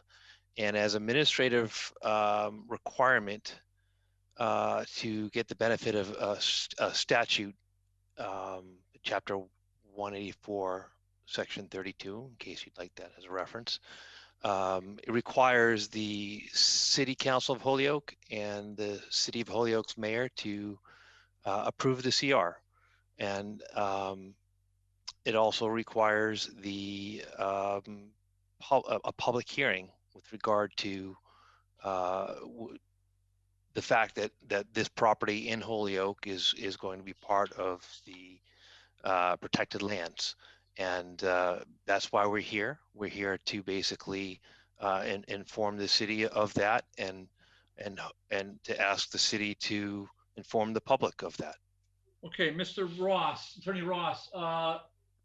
Okay. I think it's impossible. So I was going to suggest that we try to establish a public hearing for March 2nd, but that's not possible. But it is possible for March 16th.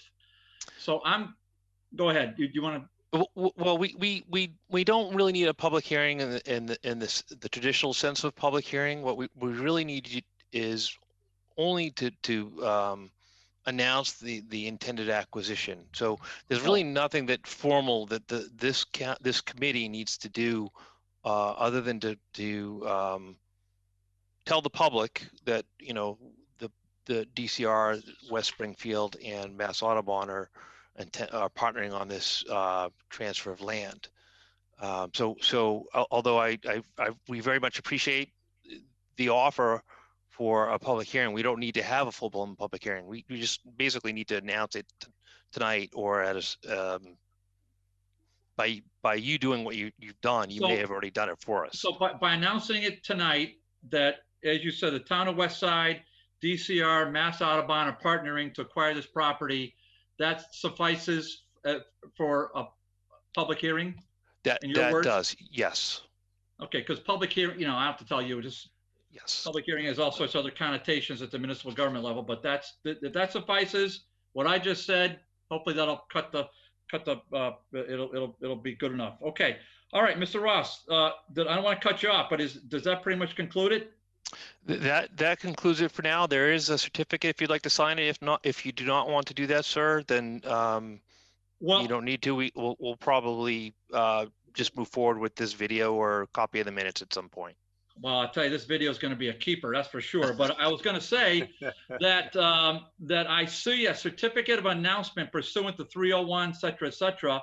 I, Todd McGee, the chairman of the council, do hereby certify that it was announced at a public hearing that DCR may acquire. Is that what we're announcing? No, that's not what we're announcing. Well, if you scroll down a little bit further on the letter from Jennifer Howard, you may see one with blanks, and if you would be willing to fill that in as a chair, we would greatly appreciate it. It's the same one that you saw for the chairman of the city council, but with blanks. With blanks, right. I appreciate that. So what I'm going to do is, Jeffrey,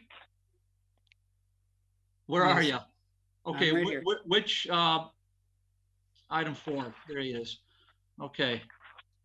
Okay, let me try to download this, and we are doing it, and we'll try to open it up.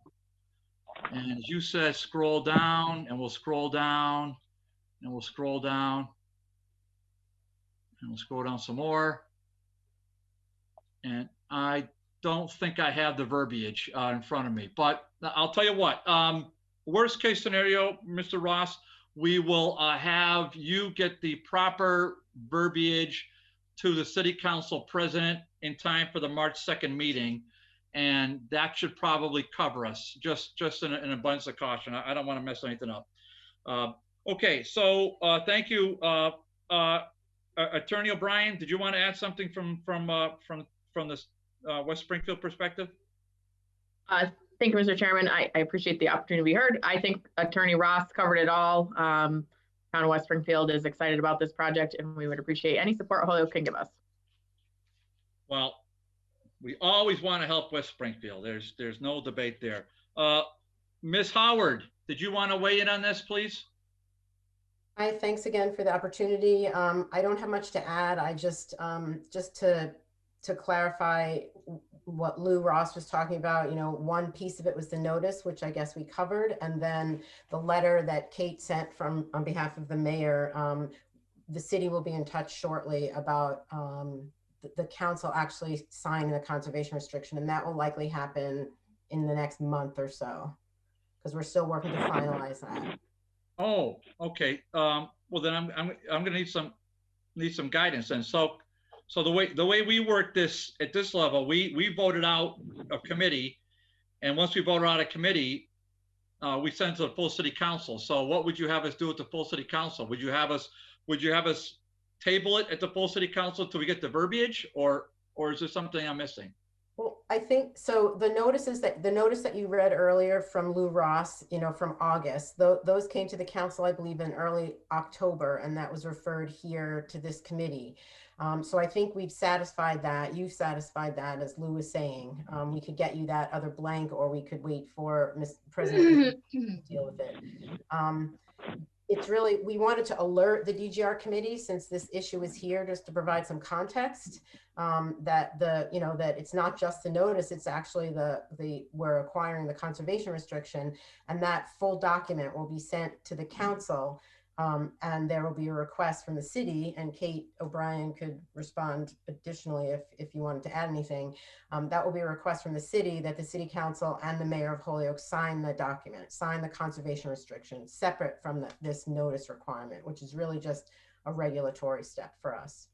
Okay, so we're going to anticipate from Ms. O'Brien a document about the conservation restriction that's going to be communicated to us through the city clerk in time for a future city council meeting. Is that accurate? Yes, that's accurate. Okay. I wasn't sure. I really wasn't sure if that was accurate, but okay. So, all right. Number 4, and I see councilors with their hands up, but we were in good order.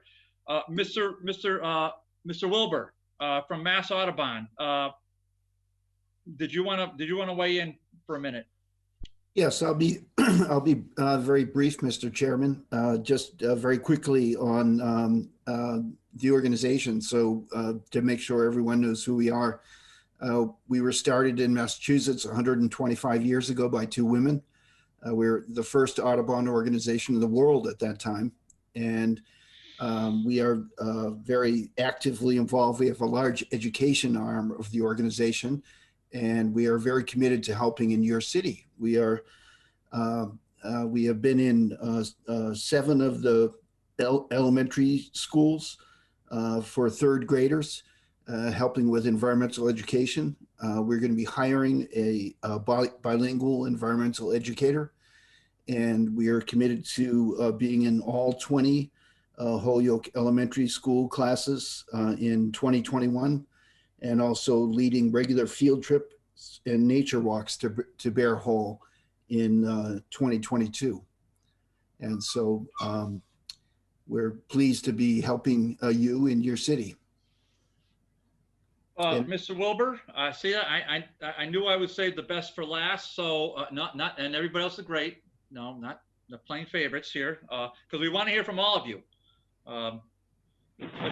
Especially my friend Mayor Reichelt. I tell you what, I tell you, that was when I get correspondence from the mayor of West Springfield, I tell you, it's just scintillating. But Mr. Wilbur, one thing we do with this committee is that we do invite guests in from time to time to speak to us on Holyoke-centric matters. Yep. So at some point, perhaps you'd be gracious enough to reach out to Jeffrey with your contact intel, and that perhaps we would invite you back for a little deeper discussion, maybe 25, 30 minutes to learn a little bit more about Mass Audubon and what Mass Audubon can do for the Holyoke students and otherwise. Okay, so I'd be thrilled. Yeah, And the way we do that is through filing a city council order, and then we'll do that. So perhaps the 5 of us on this committee can co-file an order inviting you to speak to us at some point. Oh, I don't know, later this year. Assuming any of us get reelected, who knows? After this meeting, probably not. But let's see how that goes. Okay, Mr. Wilbur. that would be great. Thank you, Mr. Chairman. All right. Councilor Sullivan, Councilor Tallman, and Councilor McGivern. Go ahead. And Councilor Graney. Well, okay, sorry, Councilor Graney. We'll get to you. Councilor Sullivan. Thank you. Through the chair, I'd like to ask Jennifer Howard, is the town of West Springfield receiving any financial remuneration for the granting of this conservation restriction? Yes, they are. And how much would that be? So DCR and Mass Audubon are working together, and together we're paying the city, the town of West Springfield, $1 million for the conservation restriction over its 1,465 acres. So if you do the math, I was thinking it's just under $700 an acre. And that was determined through an appraisal process. How much per acre? 700, about just under. Right. So is any of that going to go to the city of Holyoke for its 150 acres? It's not. It's going to the town of West Springfield because they own the property, and I don't know if. Well, they own property in Holyoke, and it's going to forever put a conservation restriction on the piece of property in Holyoke. Yeah, I don't know if you had a chance to look at the map. The land that's in Holyoke is just below the Ashley Reservoir. And the thinking is that the land will be protected. I mean, West Springfield's goal is to protect the property for water supply and other purposes and for recreation. And it will help. That's a great and lofty goal. And they're also getting $1 million for that. And we're not getting a nickel. I'm not sure. I don't know about in terms of protocol. I'm not sure if Kate O'Brien wants to speak to this issue at all. Okay. Kate, did you want to speak to this? Thank you, through the chair. So the town has owned the land in Holyoke and paid Holyoke for the property, I think probably over 100 years ago. It's watershed land. So even without this conservation restriction, because we acquired the land for watershed purposes, it would be subject to Article 97 of the Massachusetts Constitution. It likely would not have been developed with or without this restriction because it was acquired for watershed purposes. So this is almost a transition of use that West Springfield is seeking. And I certainly understand the point about, West Springfield is receiving $1 million, but in this instance, West Springfield is almost similar to a private landowner in Holyoke in that we own the land that's located in Holyoke. Yes, I understand that. And any private landowner also, it could be sold for residential, commercial, any other type of development also, whereas here it can't. It's the property of West Springfield, and it'll never ever be able to use by anybody for anything else. Now the town of West Springfield is going to get $1 million for that. You said they bought the property how many years ago? I would say almost, I'd have to look at the title report, but almost 100 years ago, if not more. And in that 100 years, I'll bet they never paid one dime of property tax either because they're the city of West Springfield. And now they're going to make $1 million on something they probably bought for $100 100 years ago. And it's contingent, I take it, part of this is contingent upon us approving this, and we're going to do it for free. That's what's being suggested here.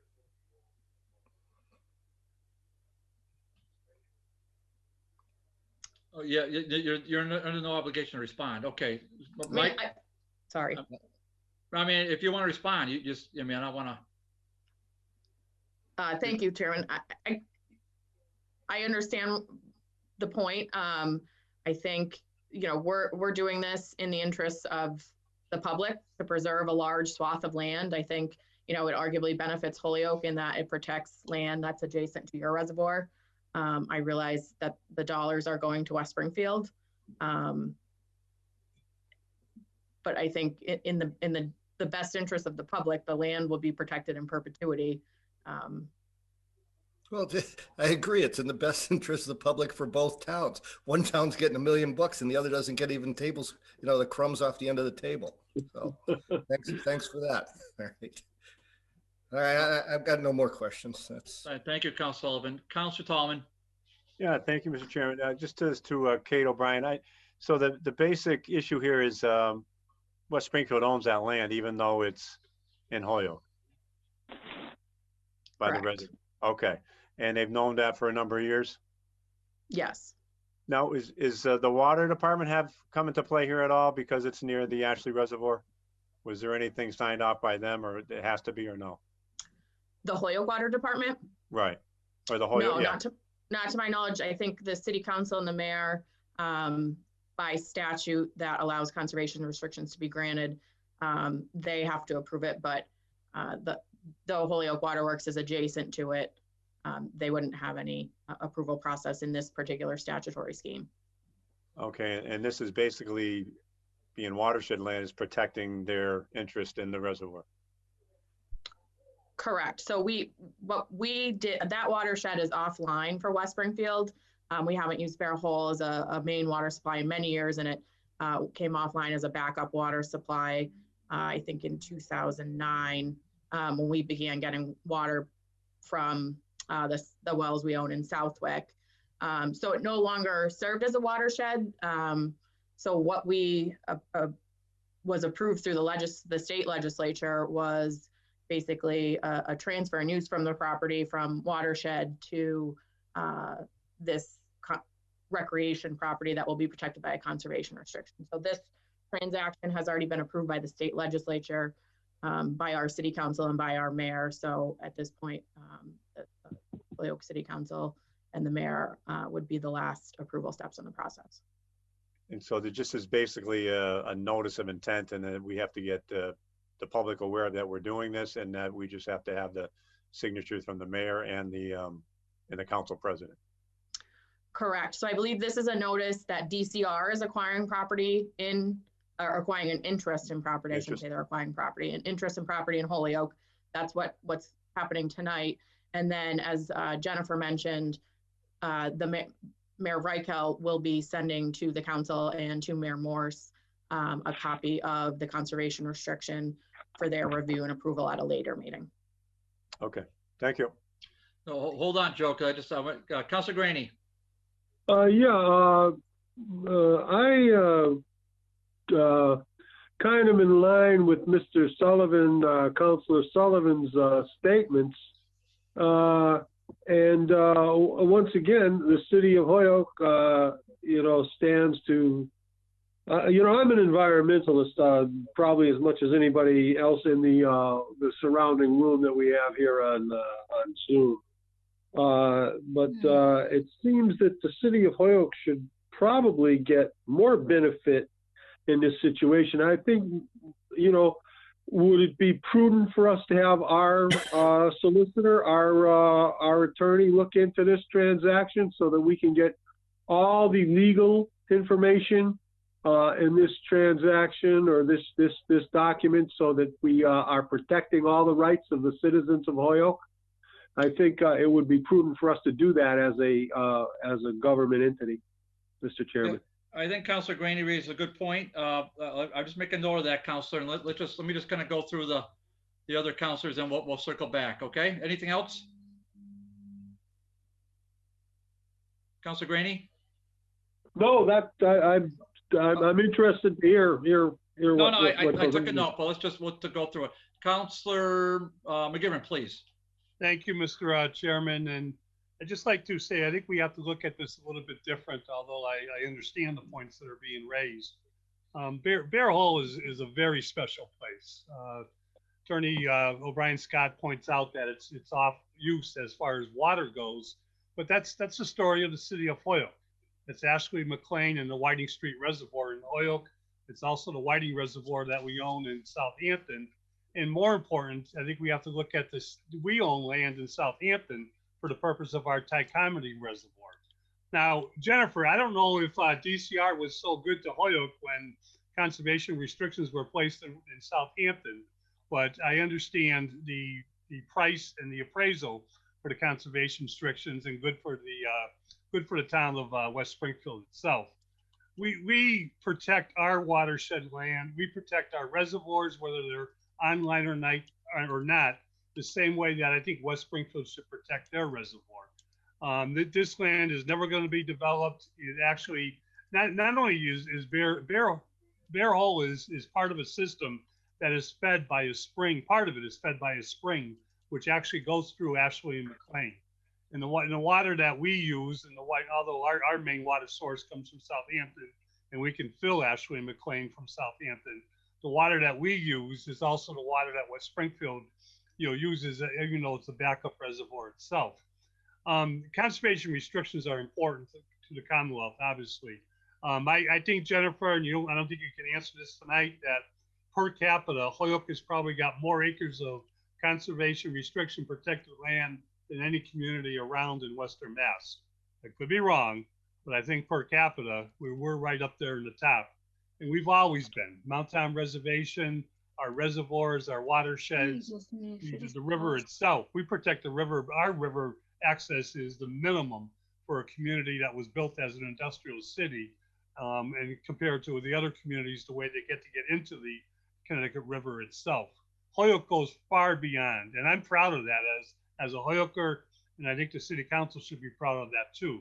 Mr. Chair, what I wanted to just say is I believe, and certainly you can refer to our legal people, but I believe what we're doing is eventually taking a vote that allows our president to sign off that we did our due diligence in announcing that this conservation restriction on land in Holyoke that we don't own is going to be placed on it. And I think we should do that as appropriately and as quickly as possible because it's the right thing to do. Okay, any other councilors want to comment on Councilor Sullivan? Yep. Just doing the quick math here, at $700 an acre, that's $105,000, which I'm inclined still to believe that if money's being paid for a conservation restriction, at least that small portion of that $1 million should go to the city of Holyoke.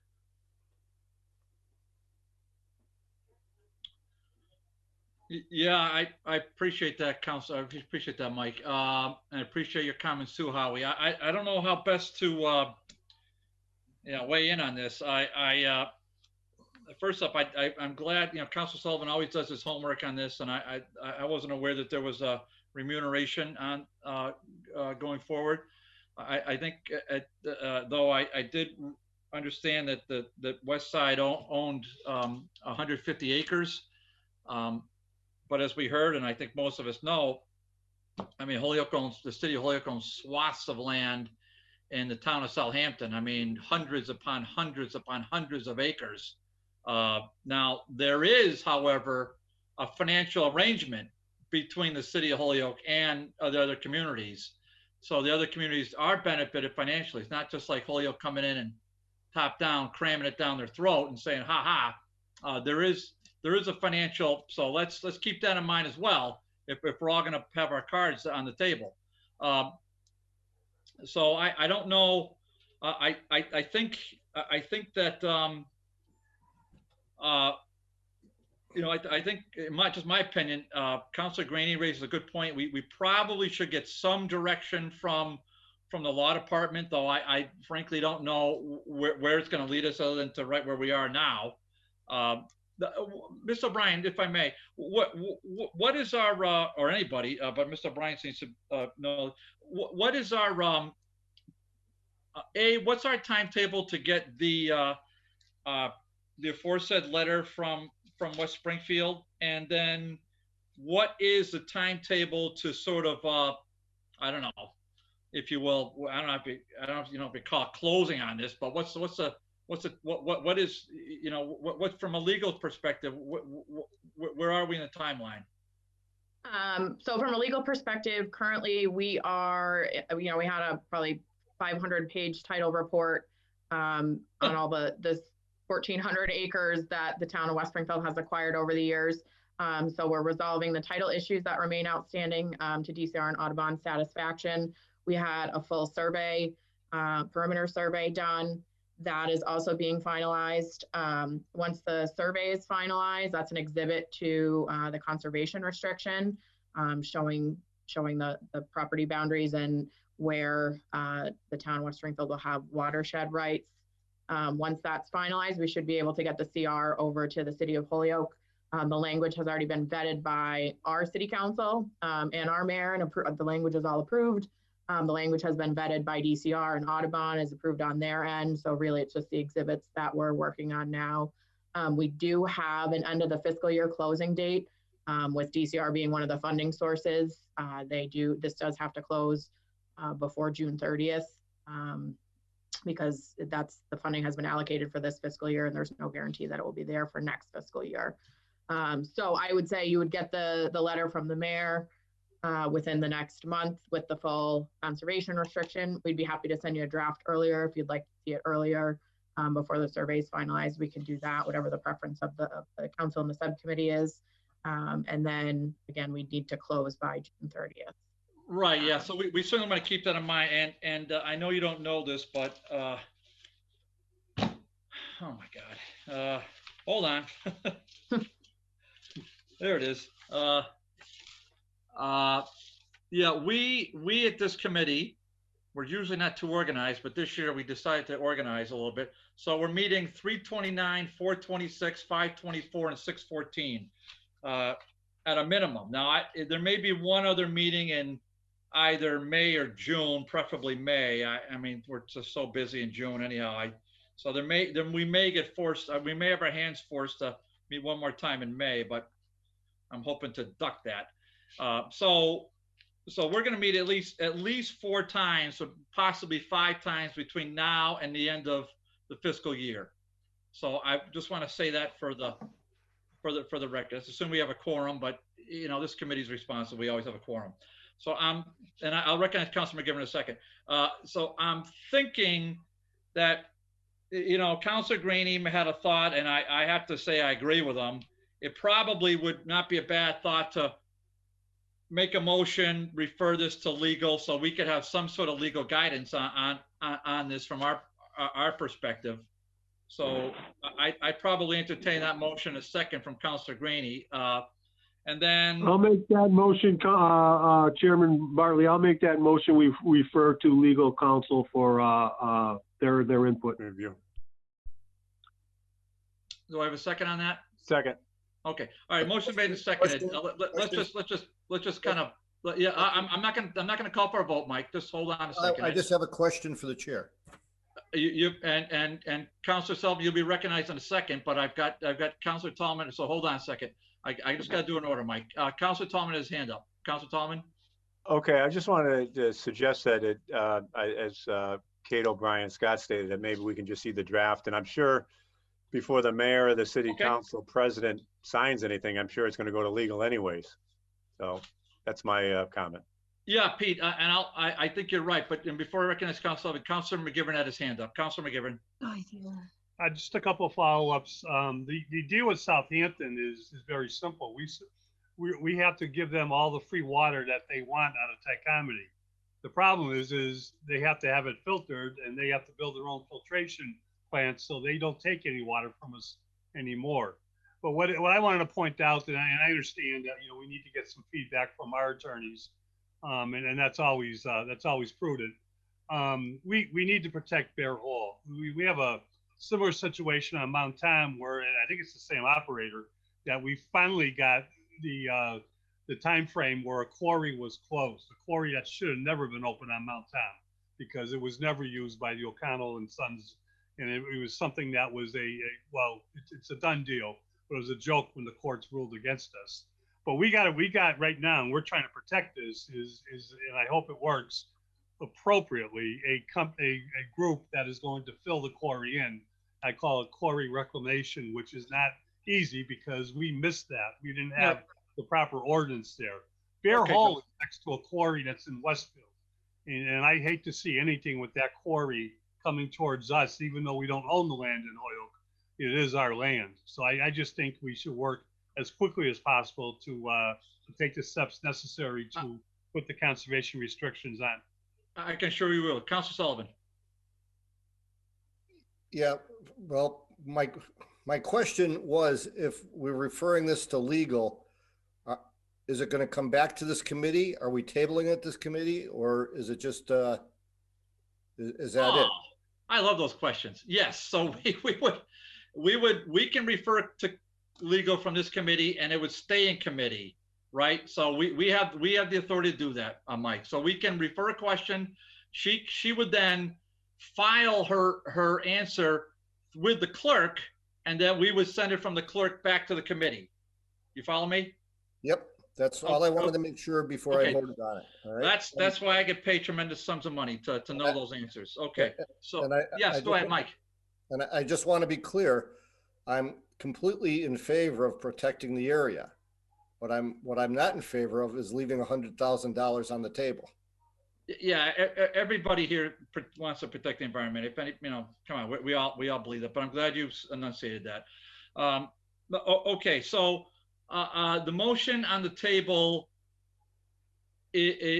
motion before us is to refer to legal so that we could get some clarification. I'm going to make a friendly amendment that we get an answer from legal. So Jeff, no later than the second meeting in March. Now, just for anybody who starts, cursing me under their breath. As I said, we have meetings planned. The next meeting in this committee is March 29th. The second meeting in March is March 16th. That still is ample time. So, okay, for anybody who starts getting mad at me or writing me hate mail, that seems to be popular course nowadays. Okay, so the motion is that and with a friendly amendment is that we refer this to legal and we get an answer from legal filed with the city clerk in time for our March 16th meeting. That's been made, motion seconded, under discussion, hearing none on the motion, all in favor? Aye. Aye. Okay, there's that. Now, I think the next motion would be to table this because we got to get some clarification. I hear the dates, I hear the timelines. I also know that West Springfield is going to send us the conservation restriction. So if West Springfield could get that to us by even draft form by our March 16th meeting, meaning you would need to submit that to the city clerk of Holyoke by March 12th. Now that might be a little aggressive, March 12th at noon, and they are sticklers for that. So I would just, now you know, so if it's not in, don't blame me. All right, so that's where we are. I don't see anybody else's hand up. I think a motion to table would probably be in order. Motion to table. Second. Motion made and second to table is non-debatable. On the motion, all in favor? Aye. Aye. Tabled. Thank you. Thanks. Let's see here. Thanks, Kate. Jennifer. Thank you. Thank you. Thank you, everybody. Real See you, Bob. pleasure. Real Chair. honor. Real honor. Chair, Don't leave it. I think I hear Got the it. Ward 1 Chair. counselor, but I don't see it. Oh, there she is. How you doing? Councilor Ron Martinez. Chair, yes, before I was gonna actually, for clarification, I was actually going to ask you, because I was looking at the agenda that I received on February 18th at 3:29. And I all of a sudden saw that we had item 4, the mayor appointing of Marcus Marrero to serve as a commissioner for the gas and electric city of Holyoke. And all of a sudden, I don't see it in the agenda. Oh, okay. Mr. Anderson Burgos, do you want to address that, please? Somebody Yes, explain. thank you. That's a point of order. Go ahead. I recognize a point of order. Mr. Anderson Burgos, will you just address that, please? Councilor LeBron Martinez, that was my mistake. I had sent a proposed draft of the agenda to Councilor Bartley, and I jumped the gun a little too quickly in sending out a calendar invite before he finalized the agenda. So that was my mistake. That was not Councilor Bartley's. Okay, my question, so Mr. Bartley, are we gonna have this in the next item? Do you think on the next agenda, the appointment of? Oh, you know, that's violating open meeting law. I can't go there, Gladys. But we can talk about that another time. No problem. Thank you. Thank you. How did I handle that, Joe? Did I do okay? All right. So if I could get a motion to take number 5 off the table, please. Motion to take up item number 5 off the table. Second. Motion made and second, take agenda item number 5 off the table. All in favor? Aye. Order. This is from Councilor McGivern, December 15th, the second time before us, but this is going to come up multiple times. Order the City Council DGR Committee work with the Planning Department and mayoral designees to redraw the ward lines according to the new federal census. Councilor McGivern, I'm gonna let you. I'm looking at this late hour here. I can't believe this is happening again, but it is. So slowly but surely, Joe. Where'd you go? There you right go. Here. Sorry, no, your pictures are moving all over the place. I can't stand when that happens. I'm right next to you on my screen. Slowly but surely, Joe. What we're gonna do? We're gonna move this higher up the agenda, but the significance of it is so high that I wanted to take it up in January, February, March, April, with a goal that, you know, we'll take a final vote whenever we're supposed to take a final. I don't know when we're supposed to take a final vote, but we only took it up for purpose of a brief discussion January. But why don't you tell us from your perspective and from the department head's perspective, you know, what our deadlines are and what our obligations are, and how we, because I don't have any proposals. So, and this is my first time going through it. I know you and Pete have, and Terry, I'm sure has. I'm positive Terry has. So if I could just if you could just give us maybe just like a global summary, Joe, and then I can do it very. Perhaps you could give us a timeline. I can do it very quickly. Probably quicker than your introduction. I hope so. That was long. That's good. I hate to say it, I didn't want to start like this, but this is my 4th time going through this. And just what I filed the order was because I knew it was coming up only because of longevity. And I know it's important not only to ward councilors, but it's important to the entire city council that we have the correctly realigned ward lines according to population. It's not just about the wards, it's about neighbors being neighbors and voting together on same issues. I talked at first to Marcus Marrero before he left office. I've had the same conversation with Aaron Vega, who's with us this evening. Jeff Burkott, as he was 10 years ago, has been assigned the task within the department of doing this. The only thing I don't know is because the federal census was delayed exactly where we are with the federal census. There was usually the federal census, not just finalized, but the results would have been finalized by now.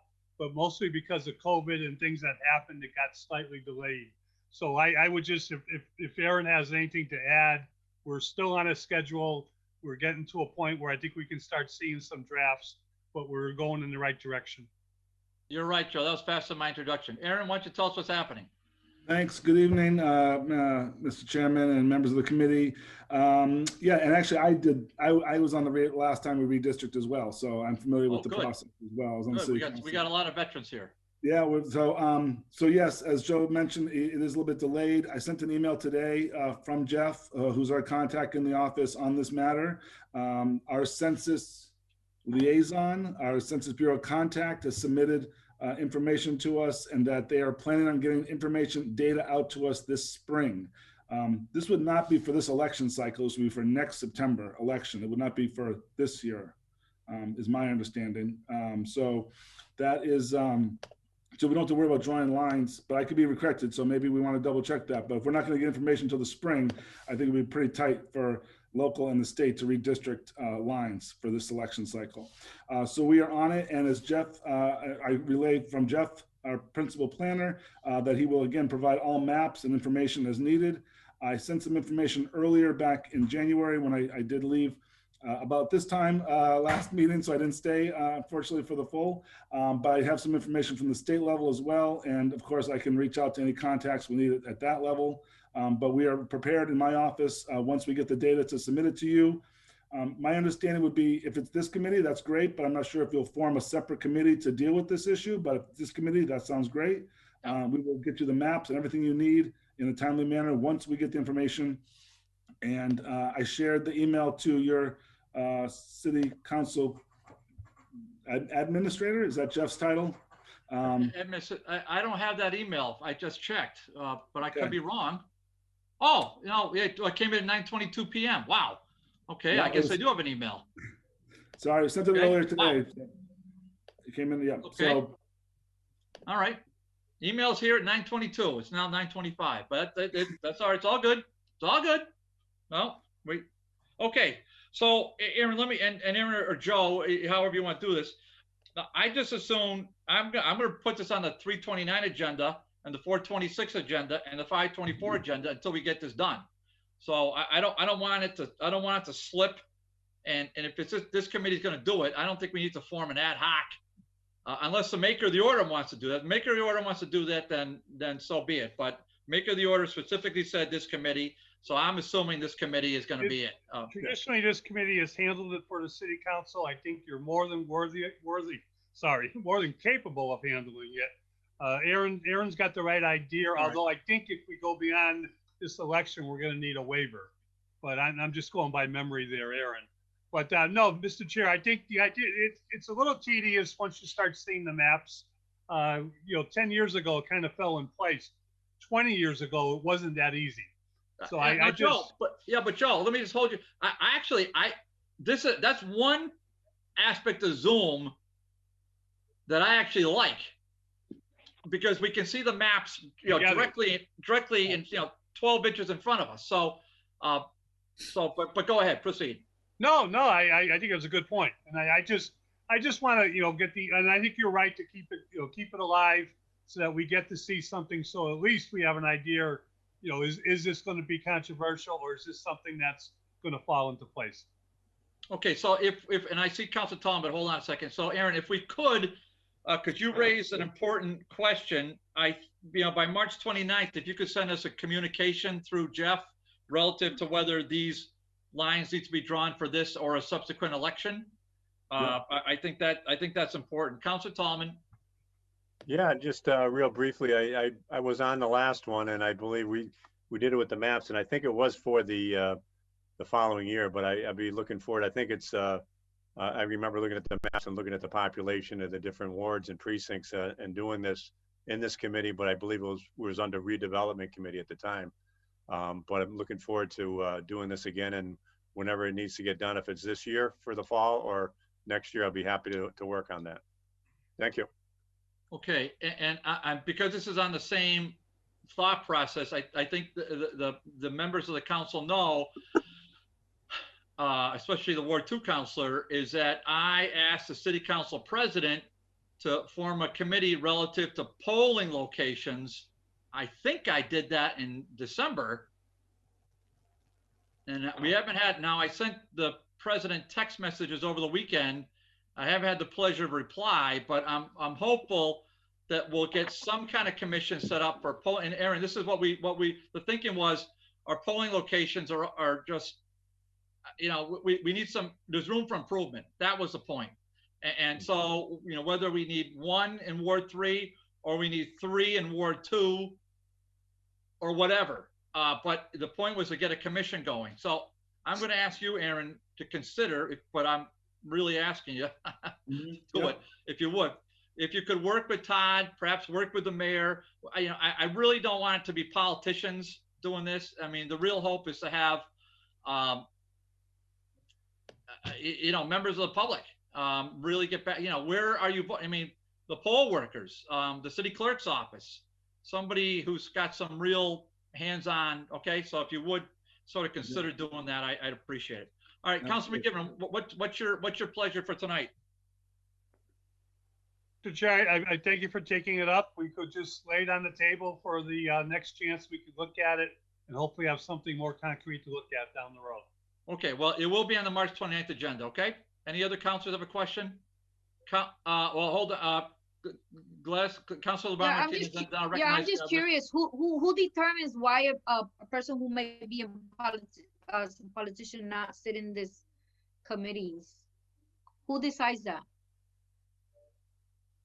I'm missing your question. What's your question? I didn't understand it. You just mentioned that you mentioned that you wish that no politicians will sit on this committee that is being set up. I'm just asking who has the decision to make that, who has the authority to make that decision? Okay, let me clarify what the context, and then I'll clarify what I said so that we understand it. So in December, I filed an order to ask the city council president to form a commission that would look at the polling locations in the city of Holyoke. That commission has not been established. I've had no communication on that commission. I said that is my hope, but I'm not calling the shots. I just and we as a body voted whatever it was, something to 0, to allow the city council president to form that commission. I just said, well, would you let me finish? I just said it's my hope that the commission would not be populated fully by politicians, that it would have other, it would have other, it would have, yeah, just, you know what I mean? Just like regular anybody, but certainly there's going to be some elected officials, maybe the city clerk, maybe the city council president, maybe the Ward 2 councilor, maybe you, I don't know, whatever Todd wants to do. But I think it's important that we get the thing formed so that we can, and the order said specifically have a plan in place by the end of June of 21. When I filed it back in December, that seemed like not so bad of a deadline, but now maybe not so great of a deadline. So, but that's okay. These things always get amended. So we're not going to kill ourselves, but it would be nice to get some better polling locations. And again, and that depends upon whether Councilor McGivern is right or Councilor Tom is right as to when this new ward lines have to be drawn. Is it for this election or is it for 2022? So that question's really got to be at the top of our minds for March 29th, if we could. Okay, does that answer it? Thank you. Thank you. Okay, I guess if we could get a motion to table, that'd be great. Motion to table. Second. Motion made second, table, non-debatable on the motion. All in favor? Aye, tabled. Okay. Well, let's see. One more. Get a motion to take number 6 off the table, please. Motion to take up number 6.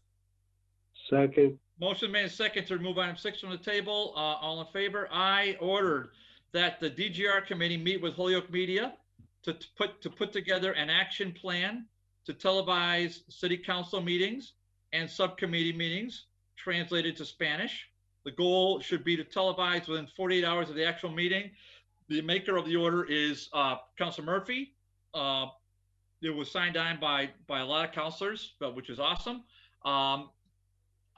We see Ms. Miskowski from Holyoke Media here, and Councilor Murphy, and Mr. McPherson. Welcome back to you both. Councilor Murphy. Thank you, Mr. Chairman. And I want to thank you for taking this back up. We did have some progress since the last meeting. I want to thank Scott, who's done a lot of connecting, a lot of talking. I want to thank the mayor. He has had several discussions with me and with Scott. I am hoping that the committee will see that this is an opportunity to provide information and input to a wider expanse of the Holyoke population, especially those who have difficulty with English.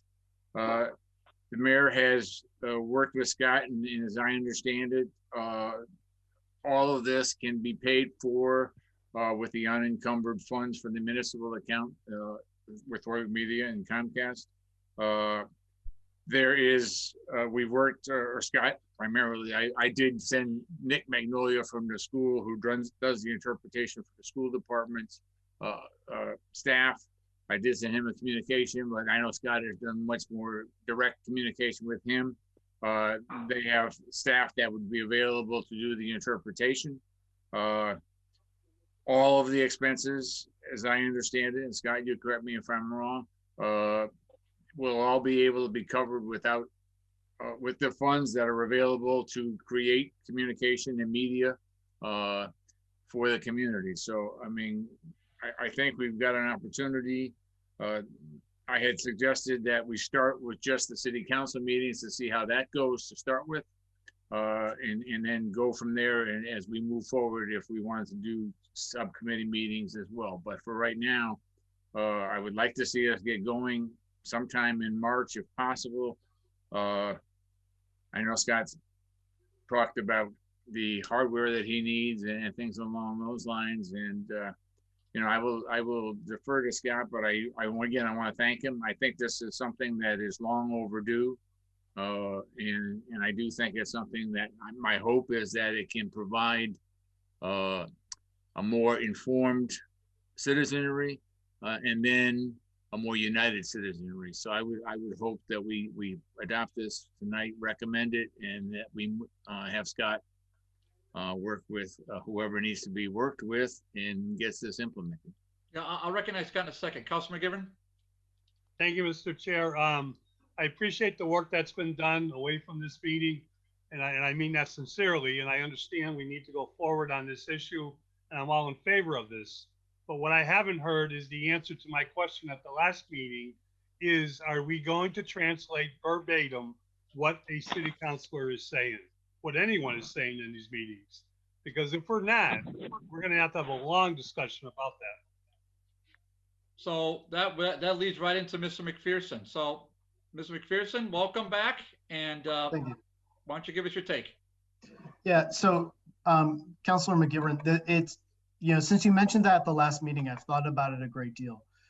And there are a couple of points I make that when you interpret, there are two mechanisms. Either you can take word for word everything that's being said, which doesn't necessarily, you know, I mean, we've all used Google Translate, and you pop something in, and it gives you a verbatim translation of what's being said. And it kind of makes sense. Or you can take the gist of what somebody has said, which is more commonly done. I think that there are a couple of points I would make about that. First being, I think that's why it's important that professional translators are used, people who understand how to do that and to do that effectively. And second of all, I think there's an evaluation component of that as well, meaning that and I personally couldn't think of ways to do it other than reactively, but if you're hearing that translations are not appropriate, that you do have a backup mechanism or a backup translation company that can be used for the service. So that's my input on that. I'd certainly be curious to hear more from you if you think that's an appropriate approach. Councilor McGivern, do you want to speak on that? Well, if I could, where I'm coming from, and I think it speaks, maybe it doesn't speak for itself, but Scott and to the rest of my colleagues, where I'm coming from is this is a political beast, you know, this format that we're in, and what we say, when we say it, we own it. And we don't get a go back. You know, maybe we say things we don't mean, maybe we say things we regret we say, and we get a chance at some time to correct or to apologize if necessary, or to be able to live with it. But no matter how you look at it, what we say, we own. And if the translation isn't done, and I understand when I say verbatim, maybe that's not the correct terminology, but we need to know that what we're saying is being translated into another language. I mean, I look at my phone when I get a voicemail and I see what's transcribed there, and I have no idea sometimes what my phone's telling me. You know, I know who's calling me, but I have no idea what the phone just did. And that's my concern. And my concern has not been answered yet. And I think we're far away from going forward with this if we can't talk more about this and trying to alleviate it. And I hope I'm not upsetting anybody, but that's the way I feel. Mr. Chairman? Councilor Graney. Councilor McGivern is exactly right. And what we say and the gist of what we said can be two entirely different things, especially in the context. Somebody who, knows language, a little bit about language, a comma, an expression can change the meaning, can change the thought. The gist of what we say is not what we say. What we say is what we say, and Councilor McGivern is exactly right. So, I think we should be very careful what we do with this, especially in the times that we're living in. We don't want to be misconstrued, or we don't want to misspeak. We want to be very clear, concise, and exact in what we say, and we want that out to the public. Thank you. Thank you. Councilor Murphy? Yeah, thank you. I guess I don't see the concern, because right now, for those people that would be tuning in Spanish, right now, the interpretation they get is definitely not what you are saying or what anyone else is saying. They are getting whoever is providing them that information, and who are not professional and who may have a significant bias, and that's who's telling them what you are saying. I know, I look at people with sign language. I know when they're trying to interpret what the governor is saying, I know they're not giving an exact replica of what the governor is saying. They're just trying to give the basic facts of what he's saying. And yes, obviously there can be times someone says something that maybe their exclamation point is not where yours would be. But right now, those citizens right now are getting no interpretation other than interpretation from those that have a vested interest, if you will, or if they get any input at all. I mean, I would be very surprised if we tried this and any of us came back and ended up saying, boy, am I being dramatically misquoted? I mean, I can tell you, having been covered by newspapers for the 13 years that I've been involved with city council, there are a lot of times that what is in the newspaper is not what I said.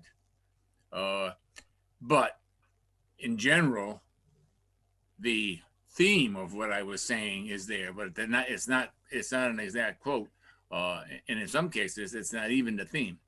I mean, we may if we're going to look that we have to really have that, and that's the only way we're going to do this, then we're never going to do this.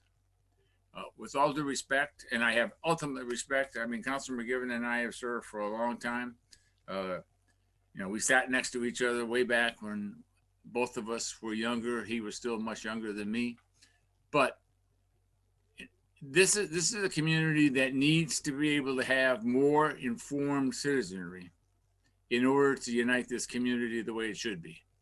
And right now, a significant portion, and it's probably 5 or 10%, would not be able to listen to a city council meeting and get any interpretation of what's going on, other than that we're talking, because they don't have a comfort with the English language. So my goal and my hope is that we will say, look, let's try this. If we find, I know Scott has talked about getting professional interpreters, and I know he's looked at making sure that they're not coming with a political bias. They're coming to be providing the interpretation of what your intent is. And again, I don't think if we're looking to make it where we want to make sure that nothing is said that is not perfect in terms of our interpretation, then we're never going to do this. And I think if we don't do this, it's a disservice to a significant portion of the Holyoke population. Thank you. Thank you, Councilor. Point of order, Mr. Chair. Oh, well, point of order is recognized. Yeah. I think you allowed Councilor Murphy to say I got older than him quicker. No. I said you were younger, all right. So, younger then, and you're younger now. That's the way you said it, Terrence. All right. That's point of orders are special. Okay. Councilor Tom is recognized. Thank you, Mr. Chairman. And I just want to state I'm younger than both of them. Right, Joe? And I've served with both of them. I've served with Joe for a number of years, probably close to 20. and just with Terry the last few years. But I think this is something, that's why I signed on to this order. I think this is something that's definitely needed in our community. We have a high Hispanic population, and there's several community members that want to be involved in local politics. And I understand the concerns of Councilor McGivern and Graney, but if we don't do something, and it's not going to be perfect, as Councilor Murphy stated, there's going to be some areas along the way we're going to learn, but I believe with what we have, the resources we have, and I think that Scott will do the best he can to try to get professional interpreters here, that this is definitely a need for our community. And I think we've been working on this for years to try to get something done. And if we don't do it now, just going to keep on rolling out, and it'll never get done. So I'm really adamant that this should be something that we try and to see how it works for the community. Thank you. And Councilor Sullivan? Yeah, I pretty much agree with what I just heard from Councilor Tallman. We should, I think we should have Mr. McPherson, a professional interpreter is going to have a high standard and shouldn't be bringing any bias. I know there's, in different, whether it's Puerto Rico or Colombia or Argentina, wherever, there's different idioms in Spanish and stuff like that. But we're catering 95% to one population. And if what has been suggested ever happened, I would think it would only happen once before we put an end to it. So, and I know I have enough friends in the Spanish community. They would let me know within minutes. My phone would light up and I would know about it. So I'm comfortable with it, and having Mr. McPherson shop around for someone, a professional, to do this. Yeah. Sorry, Mike. I didn't mean to cut you off. No, that's it. I'm done. Oh, okay. Yeah. 9:47. I'm sorry to the committee again. I'm so embarrassed. I thought this would be over sooner. Okay. So, Councilor Murphy, Councilor Graney? Yeah, just quickly. Yep. I did not say that I'm not going to support this initiative. I am going to support this initiative, but I think we need to be very careful. Fair point. Thank you, Councilor Graney, for clarifying. A lot of times that stuff gets mixed up. Just because somebody makes an argument on one end doesn't mean they're just making an argument. That's all. So it doesn't mean it's the final vote. So thanks for the clarification on that. And yeah, just for my part, Ms. McPherson, do we have? Did I hear the mechanics explained to me? Because I don't think I did. So what are the mechanics? The technology you want to know about?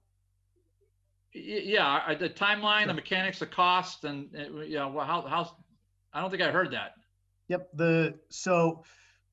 It's a couple fold. First of all, well, you're in a Zoom environment.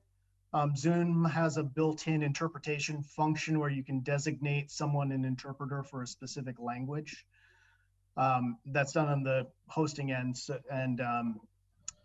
and will require an upgrade to the Zoom account, which we've got a funding source for.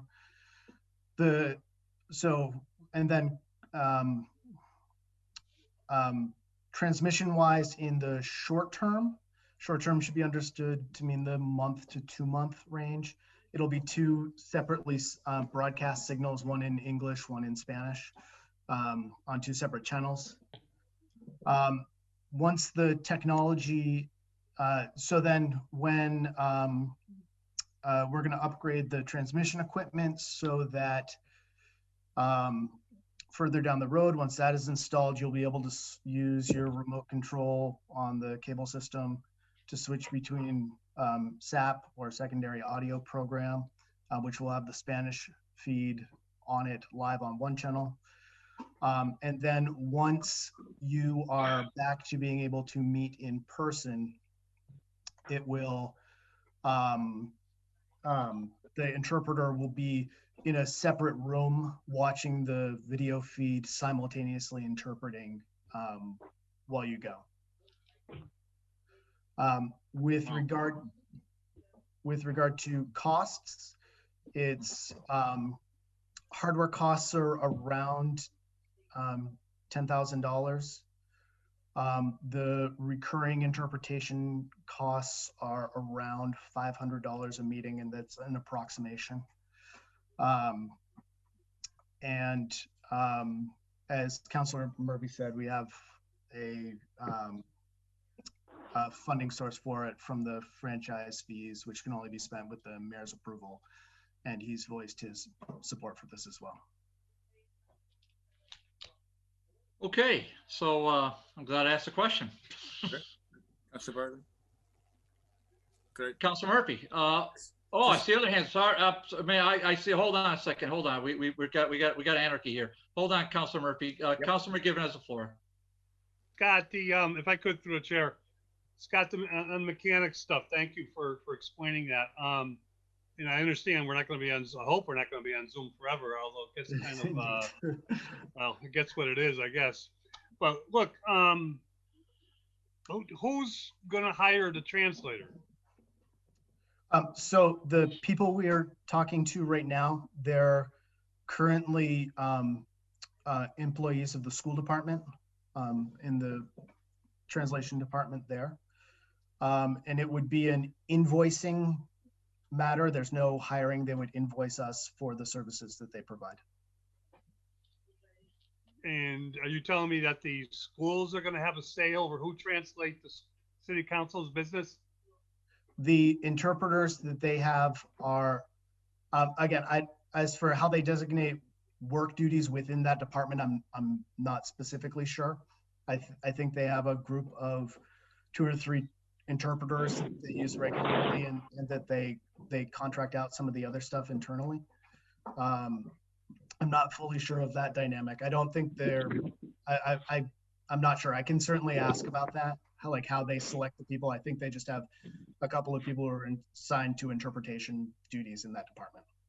And the translation is going to be live as we're live? Yes. And it's $500 per city council meeting? Is it $500 per subcommittee meeting? It's approximately $500 per meeting. So we got 4 meetings a week sometimes. Mm-hmm. The minutes of the Spanish translation, has anybody thought about that? That's not been something that I have been discussing with them.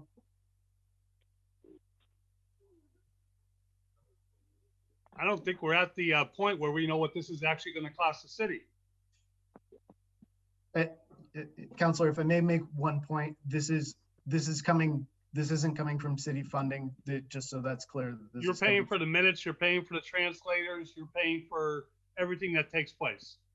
The city pays nothing. This is coming from the franchise fees, correct? So Holyoke Media is going to be in charge. Who's here from Holyoke Media tonight? Myself and Jennifer Miskowski, the board president. And Jennifer, what's your job title? I'm sorry, my job title? I don't know your capacity with Holyoke Media.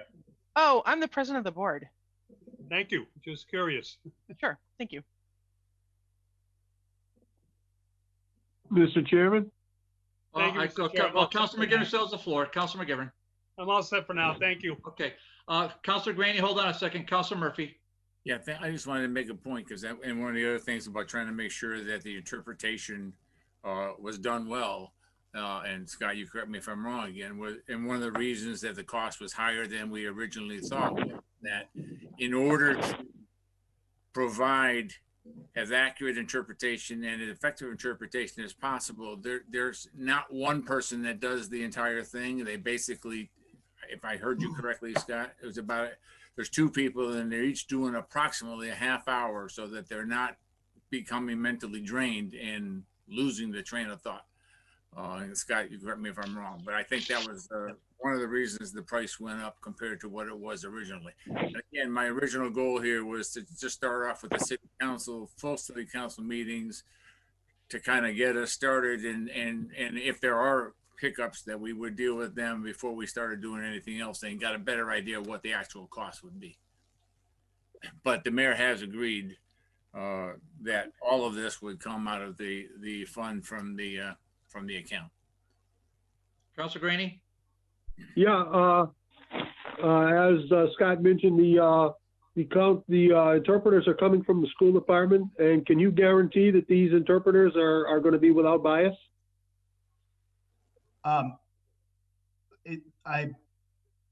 Again, their personal biases, I can't speak to. What I can say is they are professional interpreters. And with that comes the duty, the obligation that you interpret professionally.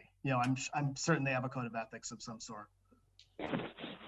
Okay. Okay, so just from my part, I guess I'm on board with this. I would recommend that we make a motion to approve this, and that it would just be for the city council meeting only. I would also make a recommendation that any translators be at least consulted with the city council president. I mean, there's got to be some kind of communication before it gets going, right? That's my motion. My motion is that we recommend this for approval on a temporary basis, on a limited basis, A, for city council meetings, and B, that any translators, especially when we're in full city council, when regular at room 11 on Dwight Street, that the translators at least somebody consults with the city council president on who the person or persons are. So that's my motion. Second. Okay. I was going to say, if it failed, it failed.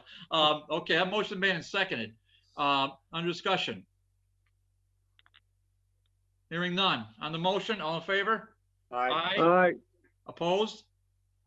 Well, I guess it passes. Okay, so that sounds like a win. All right. Thank you.